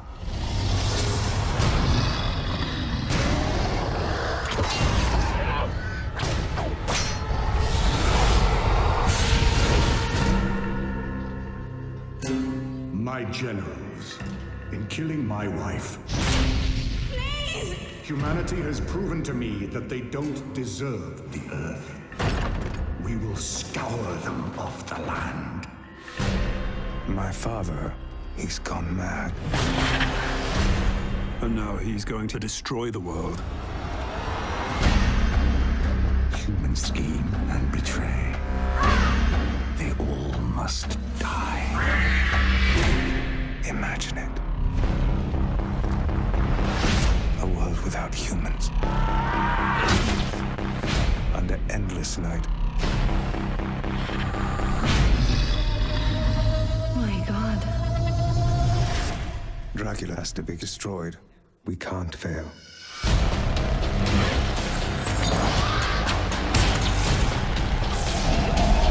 Stand back. We're all gonna die! All of us! Enough!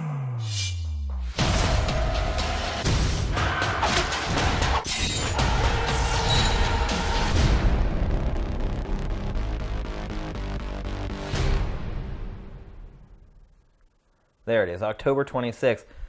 That is sure to pop off at least 20 or 30 YouTube copyright strikes. So we have to remove that from the final version of the show. But those of you who are on the chat and on the stream, you got to see it live. Let's see. How could we have ever guessed who would ask the first question of the night? It's W. Matthew, who always asks the first question. What do you two think of the Xbox Scarlet stuff, in particular the local compute stuff from the Microsoft R&D video showing off how they will most likely pull it off?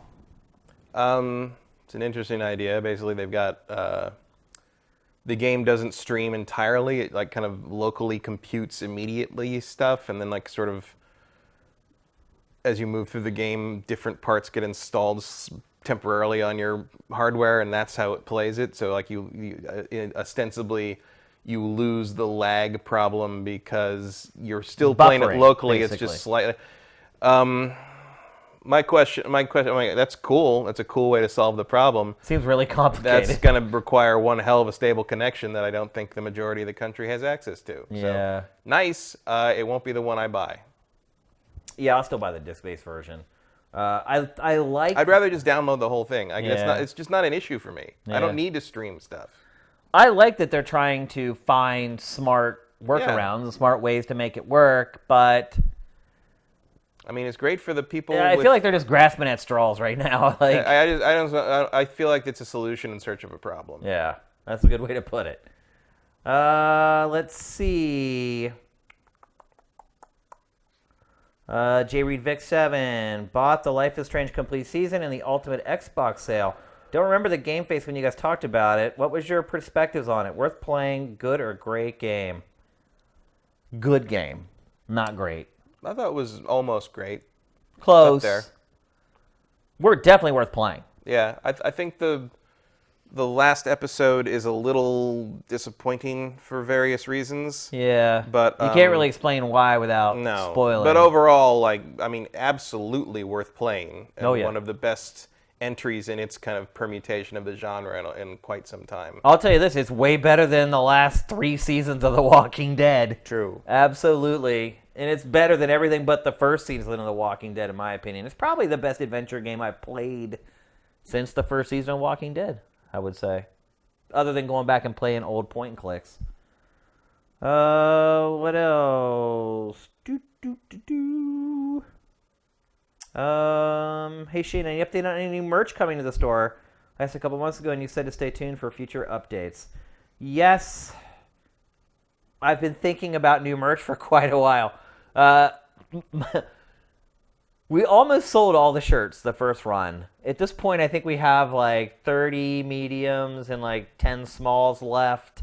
And we can't even give those away at this point. They're only like $5. So if any of you guys are a small or a medium, save me from throwing them into a dumpster and orders to the last few shirts. I've been thinking about new merch for a while. In fact, we need to make merch as one of our Patreon rewards.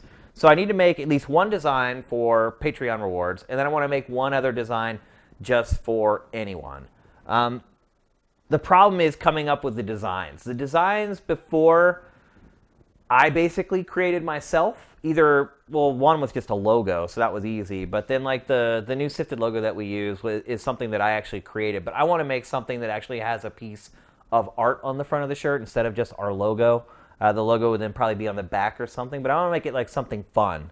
And I need to find an artist to work on the designs. And I know there's somebody that either watches this on our Patreon or watches it on Sifted or ends up watching it on YouTube, who is a great artist who can do work for us. And if you're one of those people, we would much rather keep the work in the family than farming it out to somebody else. So, again, like earlier, if you're interested, you're an artist, you want to create a design for us, message me on the site at Shane through our DMs, and make sure you include a link to your portfolio, show me some of your work.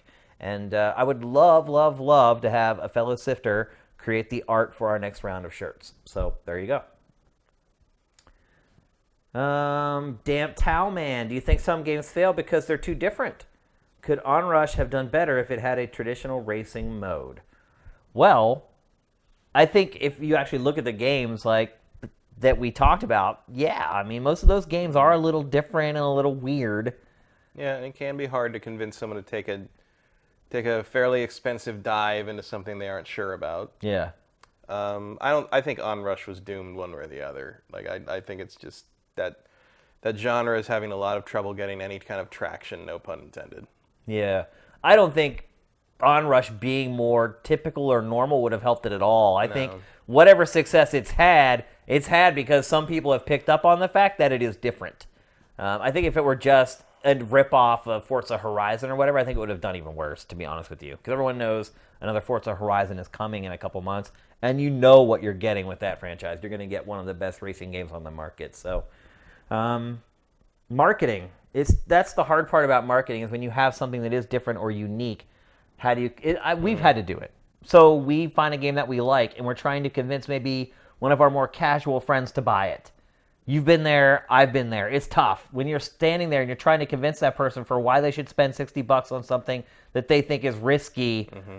Sometimes it's hard to come up with the right words at the right time. That's not our job, though. It's the job of marketers to do that. And in my opinion, they failed regarding all the games we talked about in this episode. Score Fear. Futuristic question. Do you see people living most of their day in VR or in an online world? Actually, I'm glad you brought this up. Something like Ready Player One. If and when that happens, Matt, will you still care about your Transformers collection?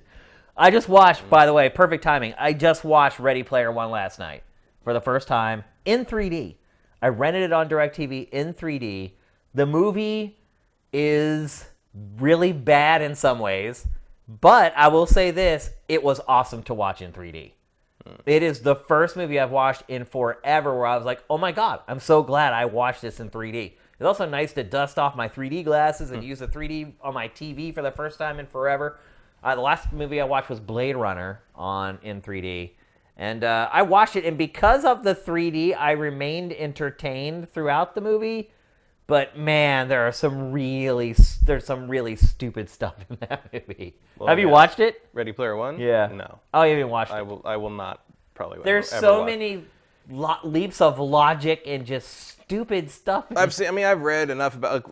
Put it this way, it's infinitely better than the book. Yeah. Which is one of the single worst things I've ever read in my life. I've heard that from everyone I respect has told me that book is terrible. Astoundingly bad. I heard that. The only compliment I can give it is that it's better than the next book he wrote, which is even worse. Do you ever watch those videos on YouTube called Everything Wrong With and then the movie title? No, I hate those. Well, I'm sure there's a lot of room for this, but the problem... this is fodder for that show, yeah, let me tell you. My thing is that's Cinema Sins, and they... Basically, a lot of their jokes, they have like 2 or 3 good criticisms per video, and the rest of it's just willfully misunderstanding basic plot story and telling some of it to like make a stupid joke, and right. and it just sort of feeds that like annoying, cynical, like anything that I think is even slightly hard to understand is a plot hole thing. I've never managed to watch one to the end. I get about like 2 or 3 minutes in, and I turn it off, But this movie is fodder for that show. Let me tell you. I honest trailers every time. Honest trailers is the superior form of that. But I could bet like for like a super nitpicky dumb thing like that, I could see Ready Player One's video being like 20 minutes long. Yeah, I might watch it at some point if I find it for on cable or like on Netflix or something. But like, I am not going out of my way to see that piece of shit. I watched it in 3D, and I actually enjoyed myself watching it. And I watch it to the end. Like a lot of times when I watch movies late at night, I'm usually just so wiped out from working all day that I fall asleep. And I stayed up for this whole thing. It didn't end until like 2 in the morning or whatever. And I managed to stay up for the whole thing. That's usually a sign that at least it was entertaining.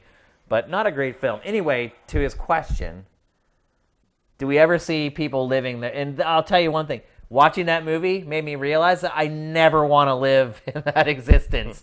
Where you live your whole life in this fake reality. That is the one thing I learned from watching that movie is that I would never, ever want that in a million years, living my entire life in some virtual world. That said, it's probably coming. Really? Maybe not soon enough for us to worry about it. I mean, but like... It's scary. Like people that we'd be old enough to be the grandparents of, probably. I mean, that's a really scary idea.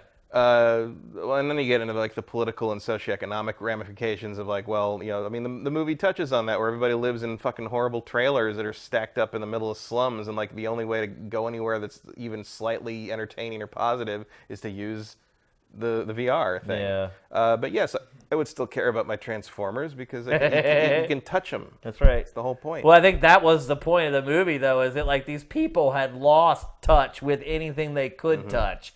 And it was disturbing to me. Like I feel like the movie tried to present it as like this utopia where we're all headed. Like, and it was no. It's. I mean, I guess the book maybe does. I felt like the movie. The movie is torn between wanting to present it as like, oh, look at all these cool things you remember, versus like, oh, this is actually a dystopia. But if you admit that too hard, you can't enjoy the fact that the Iron Giant's running around or with Freddy Krueger or whatever. Yeah, but see, here's the other thing too. I completely misunderstood the movie before I actually watched it. Like I thought the whole movie was filled with that stuff. It's not. Like it's just the scene at the end where all the characters are. The rest of it is just like, hey, this is my avatar in VR. Right, but he's still driving around in the DeLorean, and it's sprinkled in. She's still riding the Akira bike. It's all over the place. But like I mean, also like it's just not a believable depiction of that kind of a world. Because, and I'm not the first person to make this observation, but like first off, not nearly enough furries. Yeah, you're right. Like. There would be way more original characters running around. There would be way more like stuff like that. It's just like the idea that everybody would. The book has a whole thing where like pop culture basically stopped in 1990, so that's why everything is a reference to 80s stuff. Right. Except there's a bunch of stuff about Firefly from Joss Whedon's Firefly in it, and I'm like, that came after 1990, right? Like you can't even keep that straight. There was a lot of stuff that they did not keep straight in that movie. But it was just. I don't know. Yeah. No, I will not give up the tangible collectibles in exchange for some VR version of them. Although I'm sure that would exist in that scenario. I don't know. It's not. That's not a comparison I would ever think to make, I guess. All right. So that's it. We got to wrap it up. It's been 3 hours. That's our break point. It's time for us to go. I hope you guys enjoyed the show. Thanks to everybody who's on the stream. Thanks to everybody on YouTube who has subscribed through Twitch Prime. I have been blown away by how many people have taken the time to do that. If you're seeing this for the first time, you don't watch Pachter Factor, you can figure out how to do that down below in the description. It's very easy. It literally takes like a minute. And I have been shocked at how many people actually took that minute to give us a free $2.50. The big drawback being you have to do it every month, which would really be nice if people could just subscribe and stay subscribed. But unfortunately, you have to go and resubscribe every month. So also, our friend Guy Branum had a book come out this week. That's right. If you, it just came out this week. Came out Tuesday. See, I have seen him promoting it for so long. Oh I yeah, thought he's it had been been tweeting out about for it for forever. months. But he doesn't know we're doing it. But there it is. Yeah, Guy was My life as a goddess. He was our writer on X-Play. He wrote all the raps for Adam and Morgan. X-Play and. Now he's blown up. Oh, he's all over the place. Now he's on camera. But yeah, it's his memoir of growing up in rural Northern California, large, gay, and really, really smart. And it's lethal combo. Extremely funny. He's just very, very highbrow stuff in some places, but also like just very nerd and geek related. He's smart. He's funny. He's a great writer. One of the ways he got when he first sent his writing samples in, like he had a really like obscure Dune reference in one of the things, and I'm like, oh my god, there's a Dune, and like that was apparently one of the things that like they're like, oh, Matt liked the Dune reference, so let's call him back or something. Yeah. And like so, yeah, he knows his sci-fi writing. There's a chapter where he starts out talking about his sister and it mostly ends up being a rundown of Canadian history. That he then attempts to bring it back around to his sister at the end, and I think he more or less pulls it off. But it's really funny. There's also an audiobook version that he reads himself. If you could listen to that, that's probably the best way to actually read it. Is he's very, very funny. He's a stand-up comedian. He's very funny. Very good at reading his own material. Absolutely. So yeah, I haven't gotten to the point where he gets into tech TV where stuff he talks yet, about us. So I don't know if he talks about us at all. But yeah, he was one of the people that made us what we are. So if you find it in your heart to support him and his book, I would appreciate that. You could also watch Talk Show the Game Show, the Game Show he hosts right now, which is a really, really cool great show with Casey Schreiner as the main judge. Another Tech TV G4 guy. We're everywhere. We are, absolutely. So that's it. GameFace episode 136 is up and out.